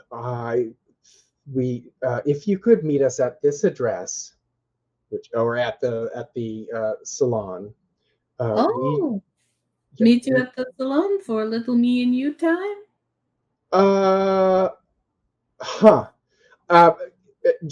If you would bring a ladder. Yeah. Bring a ladder. Very forward, Olaf. Yes, just bring a ladder. And I will explain to you why when you get here. Okay, I have time to do that today at 3. You available at 3? Yes. I ask, why you need a ladder? Wouldn't it be more fun if it was a surprise? That is a good point. I do like surprises. And he hangs up, and Olaf will bring you a ladder at 3 p.m. Excellent. Now, how much time do we have? Should we go to the morgue now? You have about Before? 2 hours. Yeah. How much of that conversation did Bernice and Ruby hear? Oh, I would assume you guys heard the whole conversation. Was he on speakerphone? I was mean, gonna say, like, not to be that kind of person, but you're like an old lady. Your phone is like everyone in like a radius heard that. I mean, Yvette says that she knows this Olaf who does maintenance for the church so well that she gave him a phone. I mean, that just sounds like Yvette, to be honest. Thank But does you. Olaf know that? And so, Olaf of is like, this course, phone is a token of my love. I was about to say, so of course, unless that was clarified, Olaf's over here like, oh, okay, you're giving me a phone, you're All calling right, me, we're sister. meeting. Olaf can have his ideas, and we'll just let that happen. But agreed, we don't want to see his search history. That's such a The Hey, private I chat hope has Olaf popped gets off. to live his best life. yeah. It does. I get to hear your silky voice Mm. every time you call me. Oh my god. No. Silky. Whoa. Wow. So you have 2 hours, and Olaf will bring you the big ladder that will get you on the roof from the church. So he's going to borrow it from the church. What do you guys want to do in those 2 hours? Let's go see a corpse. Yeah. Go see a corpse. Let's sing the See a Corpse song like we do every time. Yeah, like you just do on a Tuesday. Yeah, we link arms and we skip over to the morgue. Yeah. It's a little That's just wonky now like- because Yvette's not feeling great. But Yeah, I was yeah. gonna say, like, Yvette and Ruby's hips are just popping the whole time after all that. There we've have been done. some hip incidents, yeah. Love it. Okay. You are now at the so yes, you guys make your way over to the cemetery. There's 2 buildings at the cemetery. The first one is the kind of like an area specifically for like the mortuary, and then the other one is actually a federal building owned by the police station where they can do their coroner reports.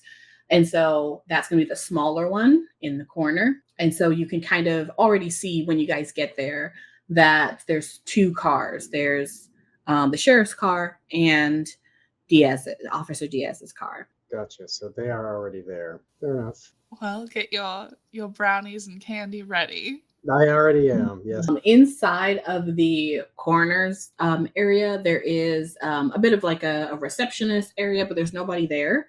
And you would assume that there'd be more people than just the sheriff, but it looks like there's just one like medical assistant who did the autopsy. But you can kind of see that they are now like getting themselves together because that's all been done. And they are about to get on to other work. And in the back is Officer Diaz and Sheriff Harker. Sheriff Harker is an older gentleman. He's probably actually around like Bernice's age.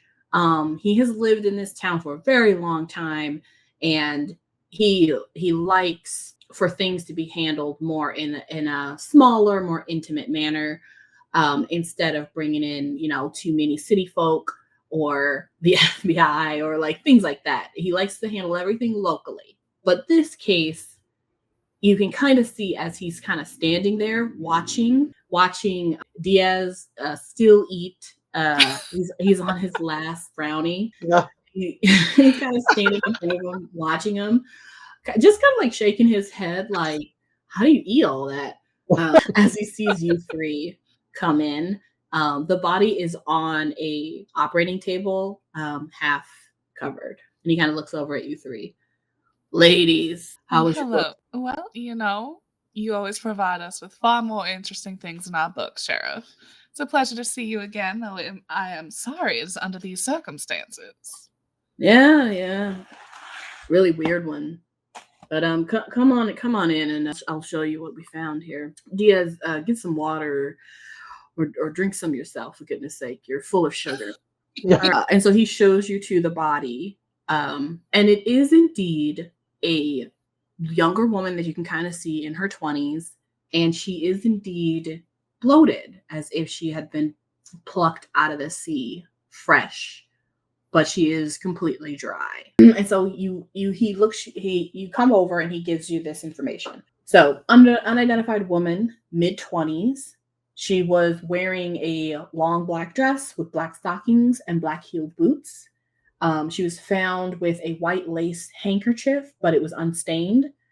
There's no identification that was found on her person. There's no wound or blood that can be found, but the stench of her body was overwhelming when they came on the scene, as if she'd washed up onto shore. She's bloated. Her skin is pale blue and white, but she was found dry in the basement. And that's kind of what he gives you. Were you able to determine how she died? Well, yeah. She drowned. And there was water in her lungs. Not really. But there was at one point. He kind of shows you a picture of the picture that was taken when the autopsy was performed. And he kind of explains that inside was a lot of like rock salt, like the water had evaporated and all that was left was a bunch of salt. Whoa. Yeah. Weird. I know. Huh. We didn't find a wound or any of her blood, but he kind of shows you the back of her neck. There is a bruise that kind of shows that her head was held by fingers, but we don't think she did this to herself. Interesting. Yeah. I've never seen anything like this. It's odd. Number one, because no one knows who this girl is. Number two, because she is clearly in this state, but how? And how the hell did she get down to the basement? And why? Well, first we got to figure out who she is. Then maybe we can figure out why and who. Is her face exposed? It is. We don't recognize this face? You might. Let's see if you do.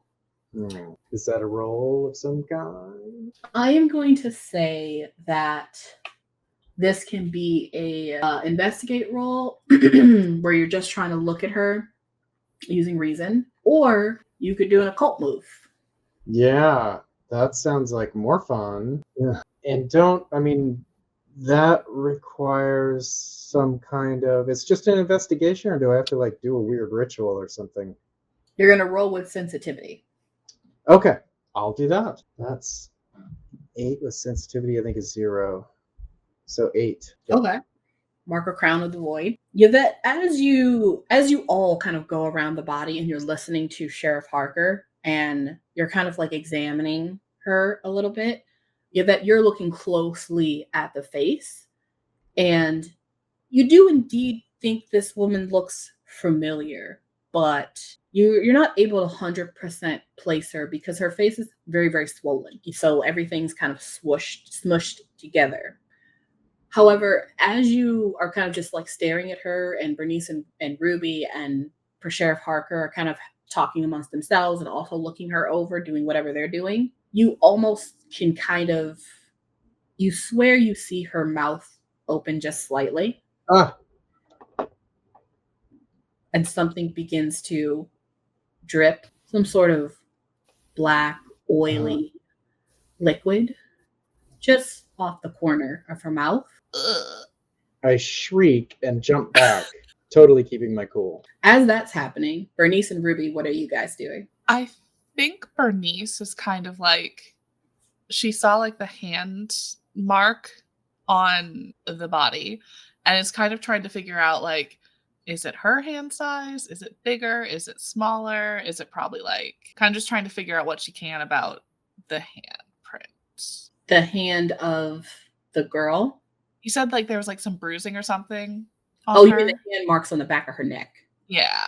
I mean, without even rolling, they're big hands. Okay. Thick fingers. And clearly they created a bruise while she was still alive. I think, yeah. Then she's like, kind of like goes over to the medical assistant who's still there. And it's like, were you able to get, any information off those bruises aside from the fact that they are large? Well, To be honest, that's about it. It's clearly a man's hands. We've been able to determine bigger than average, thicker. So he's most likely a more heavy set person. And he had quite a grip. He was able to hold her just with the one hand. We didn't find any other bruises on her. And they are from around the time of death, not earlier, before. She kind of looks at the little clipboard. Yes. No, looks like this person passed. Yes, time of death looks quite recent, although there is a lot of bloating. But we've been able to kind of move it back to her really only passing this morning, say 7 or 8 a.m., maybe. Intriguing. Tragically, I don't think Bernice would make the connection I want to make. So I think she's just gonna kind of. Actually, no. I think she'll go talk to Ruby about this, about the handprint. Yeah. Like, Ruby, darling, can you think? There's a tickle at the back of my head. Can you think of any very large person we've seen recently, like abnormally large? Oh, you mean someone serving us tea, perhaps? Perhaps someone serving us tea, or someone who might work in a. A garden? I'm getting. I'm kind of getting like a groundskeeper. I don't know why. Yeah, that's right. Yes, And that's absolutely not an undead gardener. Yeah, I'm not sure, but I really connect him with you for some reason. Ah, yes, I do. I do recall a rather big fella. Well, was there any dirt on her Yeah. from the garden? Sheriff Harker then pipes up as you guys are chatting.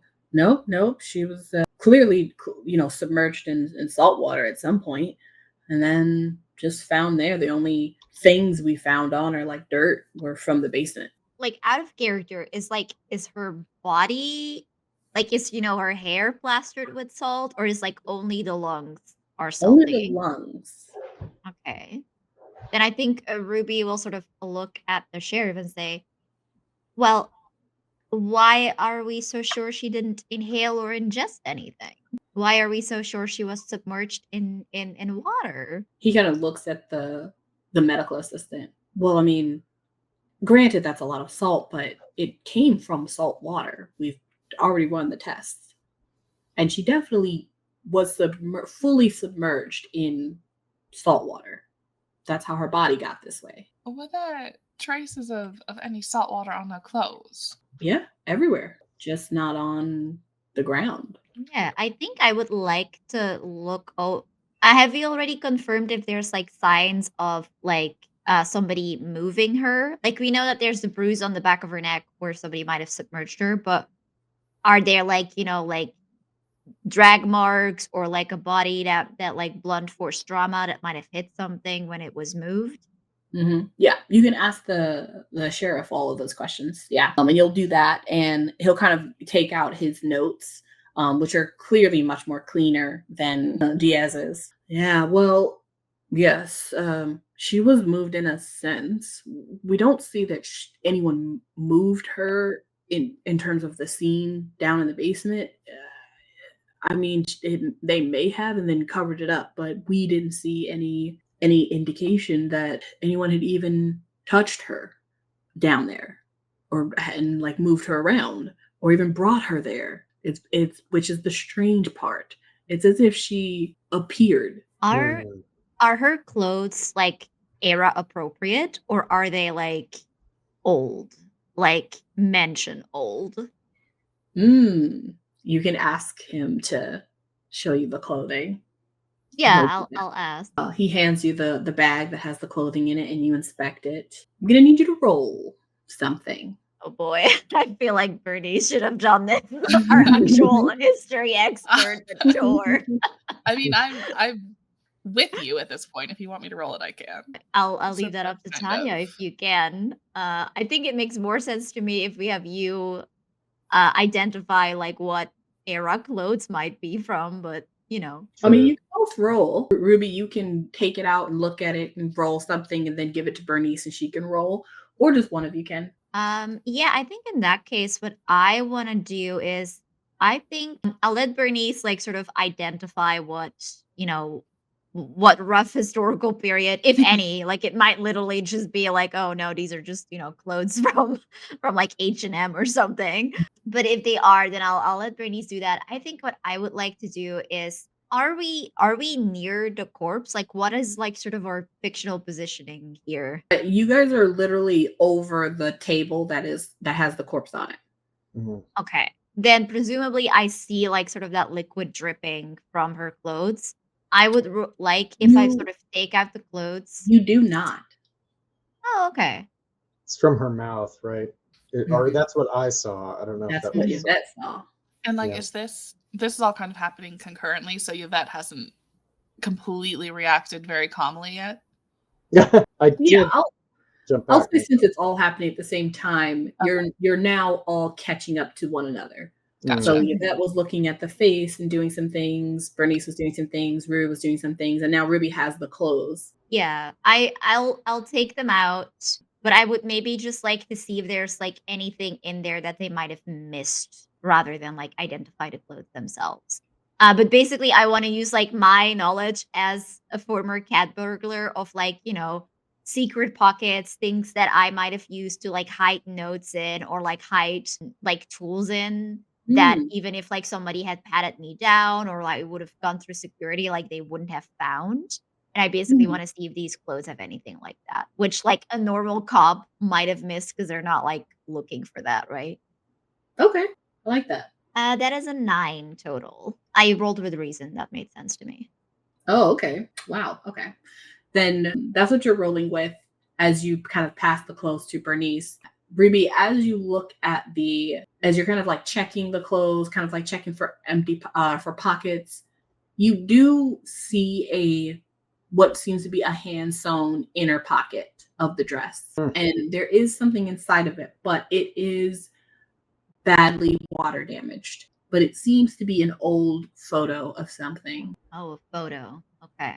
I mean, like, how old a photo? Like Victorian memento mori old, or I will say yes. Whoa. I'll say with that role, you can definitely tell it's a very, very old photo, like something you would find in the museum, not something somebody would have taken today. So it could be a photo that this person took from the museum, but you don't know. okay, yeah. Then I'll take out that photo, sort of let it dry a little bit, and I'll pass the clothes to Bernice to see if she can tell us if they're historical clothes or not. Okay, yeah. I guess that feels like a reason roll to me. Yeah, that's definitely how being an archaeologist works. Just hand it to me and I know. Yeah, you just know Yeah. all of history. Apparently, you know, like all of it. that is how that works though, because I rolled a 10 Yeah. plus 2 is 12. So See? that Oh is my how gosh. that is Yeah. how We the are archaeology going- works. We are TV going rules. by movie logic, which means that Exactly. as an archaeologist, It's a mystery. Yep. Perfect. Okay. I'm going to say that yes, you 100% know that this is very, very old clothing in terms of style. However, the clothes are not old. Okay. I'll also say, since that role was crazy, not not only can you ascertain like where this came from. Now that you were holding it and standing next to this woman, you definitely have a much clearer picture of a very similar dress being worn by the girl you all found in the nightmare dimension. Dun dun dun. Almost identical. And then we're going to go back to Yvette, who screams. Yeah. I point at her mouth. You all look at where Yvette is pointing. Neither of you see the liquid, but Oh, do I? Oh, sorry. Go ahead. you still see the liquid, yes. Oh, I do. Great. Yes. That's peachy. Bernice and Ruby, they see that you're pointing at the girl's face and like her lips, but they're not seeing what you're seeing in terms of this liquid. Okay, so I get more emphatic. I'm looking at their eyes. I'm trying to. Hey, that. Yvette, honey, this is not the first body you've seen. Are you all right? Oh no, her mouth. Look at her mouth. It's a bit bloated, but My jaw just sort of relaxes open, and I like looking at both of them, starting to realize maybe they don't see it. You really shouldn't have had all those brownies. They're not good for you. This is Oh, not a no. brownie problem. Are you having sugar hallucination? What?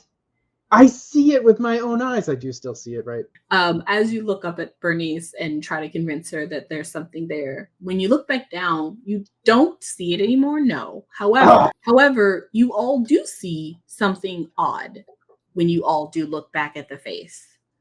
The face is a little less bloated now. Oh. So the features are a little bit more obvious. And this is when all of you kind of get a thought of, you definitely feel like you've seen this girl. The recognition starts to dawn. Oh no. Did we ever know that woman's name in the nightmare Evelyn. dimension? Yeah, Evelyn. Evelyn. She does seem still quite dead. Yes. Relief.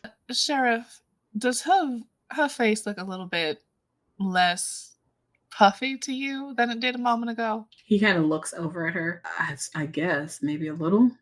Oh, he's such a bad cop. Do you say that out loud? As opposed to I do. Oh, Yes. He kind of puts his hand on his shoulders, or not his shoulder, but on his hips. He's like, okay, those are inside voices, Yvette. I think Bernice kind of puts a hand on his shoulders, like, she's had a lot of brownies today. She doesn't mean it. You're doing a great job. Why is everyone eating brownies? I hand him one. People cook wrapped in this. a handkerchief. No, Yes. no. Just plain. Just air dried. Sheriff, people handle stressful situations differently. Obviously. He sort of looks over at the clock. It is now like 1:30. Look, I need to write this up. Unless somebody comes forth and tells us who this girl is, she's going to be a Jane Doe, and we will move forward with services once we get to a point in the investigation where we can put the body on ice. So if at some point you all have an idea about how this girl ended up in a dry basement after being drowned in seawater, let me know. And he will nod at both of you and walk around you to continue to talk to the medical assistant and get things ready. I mean, we do have 10 clues if we want to try for a theory. I don't know. I think we need to see Olaf first. But what is the complexity of this question, by the way, Tanya? 6. Oh, Yeah. So we would roll with a +4 if we manage to do all the clues. Nice. well, do we want to quickly have a scene with Olaf and get up on the ladder and risk another hip injury to see that there's something inky and alive inside of the cistern? I mean, it might also be fun to do like in the night as a part of resolving it. At night, yeah. Good idea. That seems like a good idea. Yes. As opposed to getting on a roof of a murder scene at 3 p.m. full day. Fair enough. It's kind of Tuesday for us, but I get you. Okay. You want to call Olaf back and tell him to come at night instead? Oh, Just please have him do. wait there. Don't Have you him think, wait. Olaf, don't you think with enough brownies and enough batting of eyes that maybe Olaf would leave us with the ladder at 3 o'clock? I'll take good care of it. I really will. I know it's precious to you. You can And meet. you know what? You're precious to me. Are you meeting Olaf at 3 and having this conversation? Yeah, sorry. I sort of fast forwarded to just already writing the script. Okay. Olaf arrives in his truck with the ladder in tow. Yeah. And he pulls out the ladder, puts it up against the salon. And Olaf is a very short and stocky man who's bald. And he often wears like overalls. So he's wearing his overalls and he's sort of just like looking at you. And he sort of does that thing where he like licks his hand and wipes his bald head. Yeah. Yvette. And he kind of winks at you. You needed a ladder. He's putting like quotations around it. Oh, yes. Did you bring a ladder? Did you bring an Yes. actual ladder? Okay. Yeah. I brought a ladder for our afternoon meeting. Well, may I offer you a brownie? Oh, everyone apparently loves brownies. Oh, yeah, he takes it and he'll eat it. Are Bernice and Ruby here? I They I like to think we're here, but we're kind of around the side of the yeah, building. yeah, like Like- like one head over the other. Yeah, uh-huh. Yeah, sideways, we're yeah. fully doing like that lean, and I think we've somehow acquired a video camera. I'm live streaming this to my grandchild Jessica. Whoa. I think, but I don't actually understand how a live stream works, so I've Right. posted it as like for public viewing. Anyone can see. Yeah, my YouTube channel that has like 4 4 followers. like 4 subs, and Yeah. Bernice and Yvette are like 2. Hilarious. That's gonna be so mad when she watches the playback. So okay, so then Olaf is just kind of waiting, eating a brownie, kind of looking at you. Do you need me to fix something, or do you want me to do Well, push-ups? yes. Push-ups. Oh my god. Yeah, push-ups after. I twisted my ankle this morning, but I think there's a leak up on this eave here. Do you see where that basin is? Oh yeah. The water catcher, very old. Do you know how to fix something like that? 6. Oh, well, it shouldn't be working. Is it working? No, it seems to be leaking inside of the house. I'll go up the ladder. No, I'll do it. No, No, please. No, I'll do it. no. I insist. You've broken your ankle. Well, it's not broken, but it's sore. It's sore. I go up. I look. I'll check. Great. He goes up. He checks on it. He does open it. It there's a top, but he's able to open it with a screwdriver. He just like pops it open and like looks inside. He kind of like tinkers around a little bit, closes it, and comes back down. It's been filled. It might need a refilling. A refilling? No, we don't want. No, it's old. It's leaking inside. It's still catching rain. Is it? No, the pipe inside the strainer. Yeah. That's been capped, right? Been filled over so that rain doesn't go through. So it might be leaking a bit. So I'll come back with some stuff and repatch it. What was inside? Just curious. Oh, he takes his hand out of his pocket. You can see that it is covered with a black sludge. Oh and no. Oh, what have I done? And being held in his hand is like some leaves and some stuff. And he kind of like flicks his hand off, to kind of get some of the stuff off. He's like, I'm so sorry about that. It's a dirty job. Just sludge from leaves and branches. Nothing to worry about. I'll come back. I'll fix it up. And he kind of takes a rag and wipes his hand off. Do I recognize a certain quality of viscosity in this black stuff? Yes, it is very similar to the Oh no. oilier stuff. However, this stuff seems to be more tar-like instead of thin and oily. Is the ladder still up there? Yeah. He's about to take it down as he leaves. Oh no. May I peek? Let me peek. No. What? No. Let me peek. No, you're not going to. Olaf, just let me peek. Just let me give a little peek. You're gonna have to do something. Weird nun baby talk roll. He's probably not gonna let you go up this big ladder. I need a distraction. I'm looking for eyes around the corner. Somebody. I think With my eyebrows, I am summoning my friends. like as Bernice is trying to choke back laughter from what she just heard, I think she'll come around the corner and be like, oh, thank goodness, Olaf, there you are. Need your help getting into the building around the corner over here. Miss Bernice. Oh, it must be my lucky day. All the ladies, they kind of want my attention, huh? Oh, Olaf, we would be lost without you. Oh, he puts his rag back in his pocket. He kind of looks over at Yvette. I'll just be 1 second. Don't go up the ladder. Okay. I'm gonna make my way up that ladder. As soon as he leaves. Yeah. Okay. You make your way up the ladder. You're gonna you get up to the top, sure. What are you wanting to do when you get up there? I open that lid. It's still daytime, right? So I look in. I'm not putting my hands in.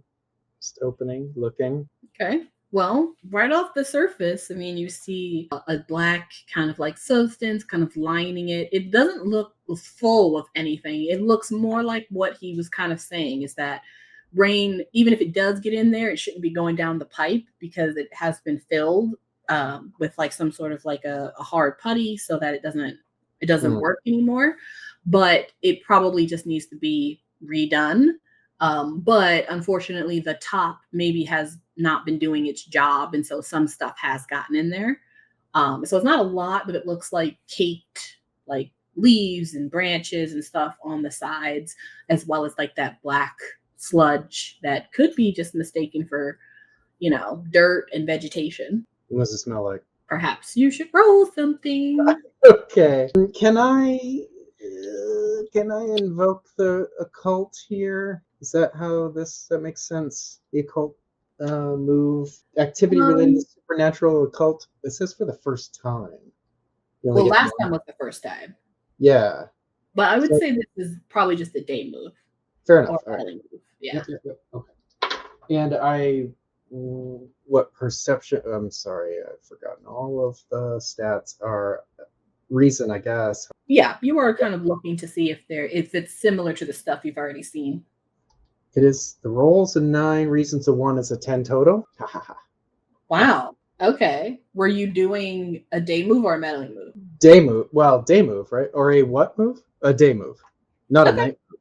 Yeah. Okay.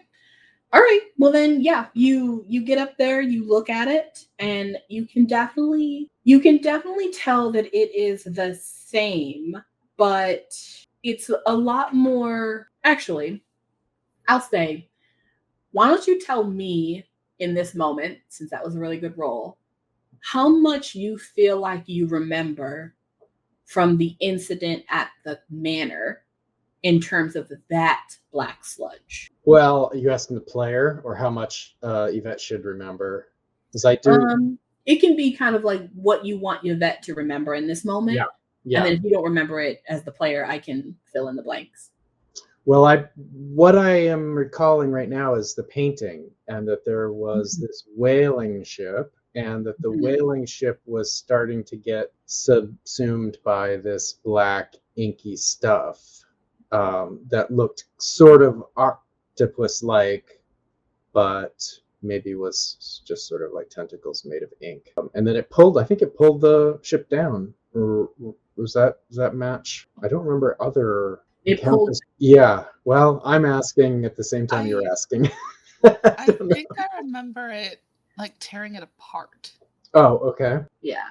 If you're remembering the photo, you're remembering this connection that that has been slowly kind of like really foggy for all of you to kind of remember, which is the black sludge that you found in the teapot, the black sludge that you found coming out of Evelyn's mouth, both in the mortuary, both in the coroner's office, but also in the nightmare house. It was also coming out her mouth. All of that was directly connected to this strange ship called the Deep Wheat Reaver. Right. In a place called Herber Manor, which, of course, is the same manor that's here.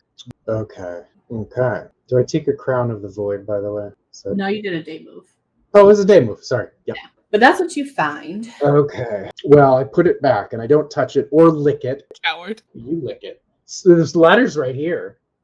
I'm distracting your boy toy. That's true. Which I don't. Bernice, you were distracting Olaf. Yes. While you're with him, and he's kind of talking just randomly about a bunch of stuff.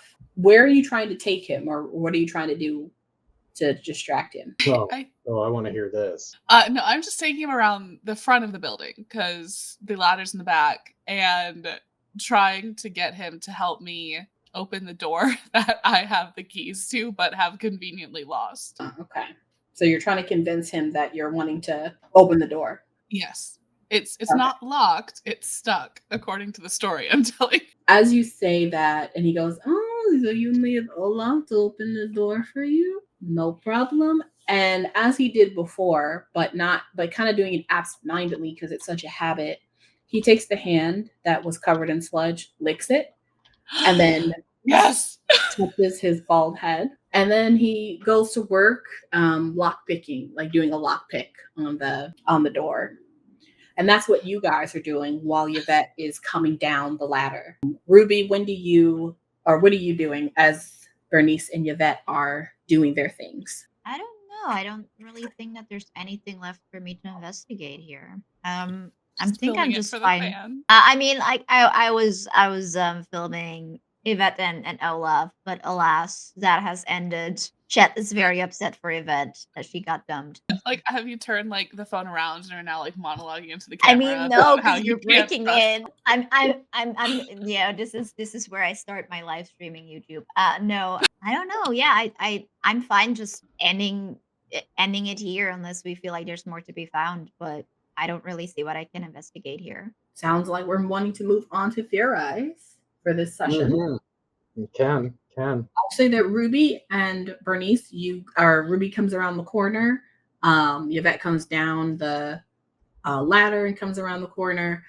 You all see Bernice standing next to Olaf as he's picking the lock for some reason. And so you guys kind of like look at each other, kind of like, okay, this is interesting.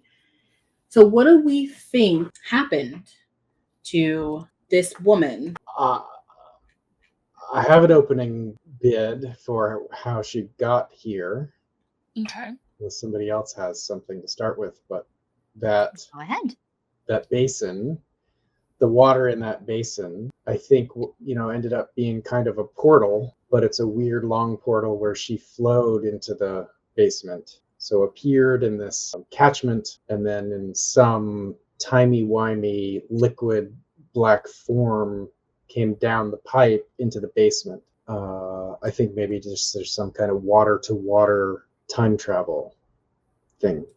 Yeah, that's what I was thinking too. Like it seems like she fell through some kind of portal, right? Yeah, I think.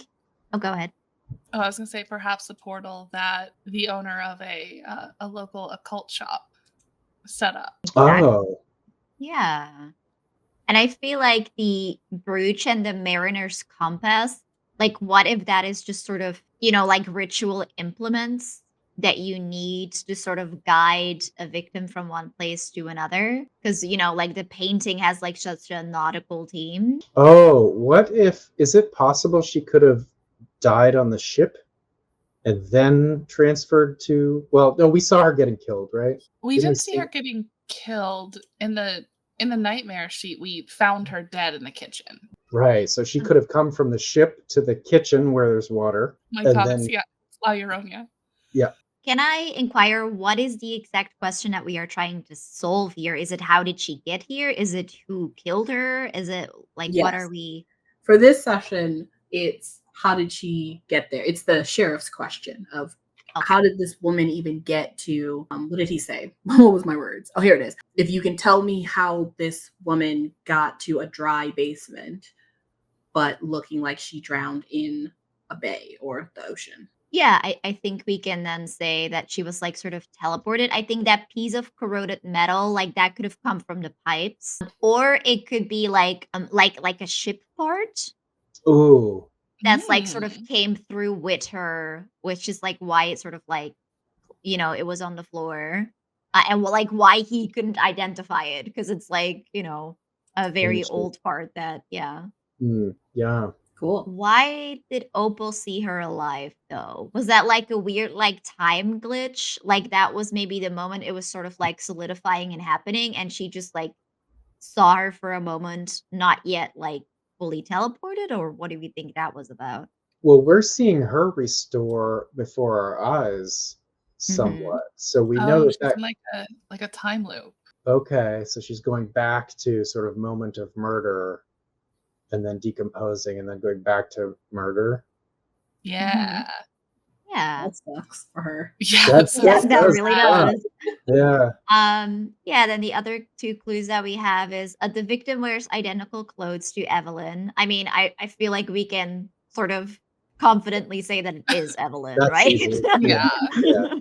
Yeah.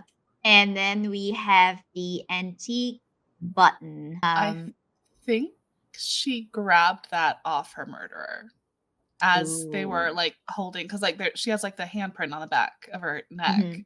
It's like as she was fighting back, she like grabbed it off like their sleeve or something. I love that. That's really cool. Yep. Yeah, that uses all 10 clues. So we think that this is Evelyn, who is sort of in a time loop, time glitchy situation, being like transported. Do we think like she's transported here and then like back to the old manor and then back here and then back? Is that like basically what's happening? And we're in it too now because we Oh, that's also went to awful. dimension? That's awful. Oh. Yeah. Awful and good. Yeah, I like that. And I think All that, right. for some reason, Augie's obsessed with solving this, Mm. and he's bringing anyone he can into it to get it solved. Oh, maybe that's like why he was so nice to us, right? Because he's like, oh, like this basically is what you've all been doing. You you solve like these really like odd cases that the cops don't solve and all of that. So he Yeah. knows that we kind of keep going. I know we're not trying to solve everything, but why is he a painting of him in some nightmare world? What if he's also caught in the time loop? And he needs Like he 3 needs this elderly solved. ladies to Yes. yeah, Who doesn't, honestly? right? Let's be real. If you could have your crime solved by 3 elderly ladies or the cops, we all know which one you should Oh, pick. that was- Yeah, that would use all the clues. So we would roll with a +4. oh right, we still have to roll. What happens if we get it wrong? How does this game work? Well, it's a 10 plus, it's the correct solution. 7, 9 is the correct solution. So like your solutions are usually correct unless it's really, really low. So like a Yeah. 6 or below. Yeah. Yeah. So on a step like on a 6, it would be incorrect. 7 to 9, it's correct, but there's like a complication when we want to solve it. And then 10 plus is perfect. You did it. No notes. And 12 plus, but I don't think that we're playing with the void conspiracy, but then normally you would also get like stuff about that, I think. Okay. So who rolled? I don't know if this matters. Do you want to know the answer to that question? I mean, no, If you're I'm fine either way. Okay. Okay. Yeah. Okay. I'm fine either way. So that sounds like a wonderfully devious next step of this story of some sort of strange time loop that Yeah. both Augustus Herber and this Evelyn, who you've only met for a moment and then saw or found dead, and now you found her dead again. And now for some reason you guys seem to be stuck in some sort of morbid time loop where she just dies over and over again. Oh, I feel Awful. bad. It's really rough. Yeah. I hope the Goths are That involved in sucks. some way. I was gonna say like we're really doing the most for this girl, but I'm like, you know what? I feel so bad for her. We should be doing the most for this Yes. girl. Yes, Yeah. we should. All right.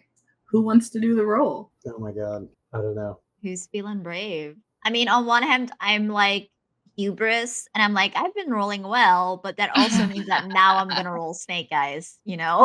I think it's most interesting to see where your karma goes to me. Yeah. Yeah. Your dice rolling is the most story worthy at the moment. I think Okay. your role was the role that got you that amazing ending in the last game too. So no Oh, pressure. goodness. That's true. Oh goodness. We just established now Ruby's the one who's always rolling at the end. Okay, sure. I'm gonna roll those dice apart just for like funsies. Well, the first one is a 3. Okay. The Average. second one is a 6 for a Yeah. 9 Okay, plus 4 okay. for a 13. Okay. Yes. Okay. Let's hope that. Woo! That 3 had Hmm. me worried. Yeah, that was edgy. So yes, you are all staring at one another as you kind of come back together. Opal is still kind of talking. I mean, not Opal. Olaf is still kind of talking, almost to himself, just talking about how he's actually very talented at using these key things, and I could teach you, later. You want to have dinner or something. But you're not really paying attention because you are all kind of converging and looking at one another. I'm probably going to ditch Olaf at any moment.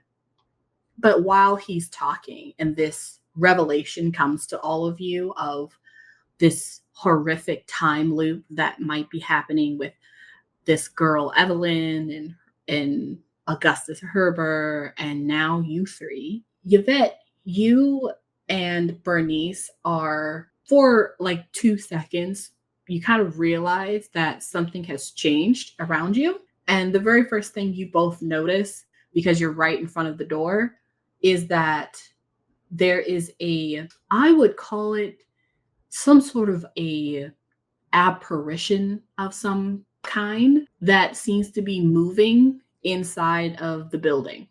Now it's afternoon at this point, like 3:30, 4. So as like it gets a little darker outside, it's a little bit harder to see inside, but you can still kind of see that there seems to be something or someone kind of floating, it seems, across the floor. Ruby, as you are looking at Bernice and Yvette and they have kind of looked inside, Olaf is still kind of talking you guys' ears off. And you all three look into the door, the glass door of the salon. You definitely now can tell that it isn't certainly an apparition of some kind, but it seems to be of just like some sort of a weird, almost like a translucent figure, you would assume, of some sort of human. But most importantly, you also see another person inside of the salon that was locked when you all left it. And this person is actually coming up out of the basement. And this is not someone you guys have seen all day. This is actually another person. This is the pastor, Pastor Amos. He is in his general like garb and he's kind of walking up the stairs and you can kind of see him standing in the doorway that's open that goes down to the basement. And he's holding something in his hand, but you can't really see it very clearly. And he sort of holds out his hand to this loosely translucent thing for a moment. And then just as Olaf clicks and the door unlocks and you hear him go, and here you are, and he opens the door, the translucent apparition kind of dissipates. And it's just you three and Olaf standing at the door while Pastor Amos is inside of the salon.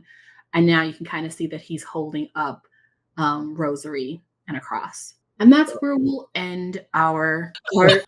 Fun stuff. Man. Fabulous. Poor Evelyn. Everything is so totally fine. Poor Evelyn. Excellent game, everybody, as usual. What a fantastic episode. So I am going to roll the outro and then the recording will end and we'll be done for the day. So thank you guys. Enjoy the rest of your weekend. Thank you. And then when I get my schedule, I will put in the chat when we want to have our next game. Awesome. All right. And get availability. Amazing. All right, folks. See you later. I'm going to click the end recording button and it will go into outro. Bye. Bye. Bye.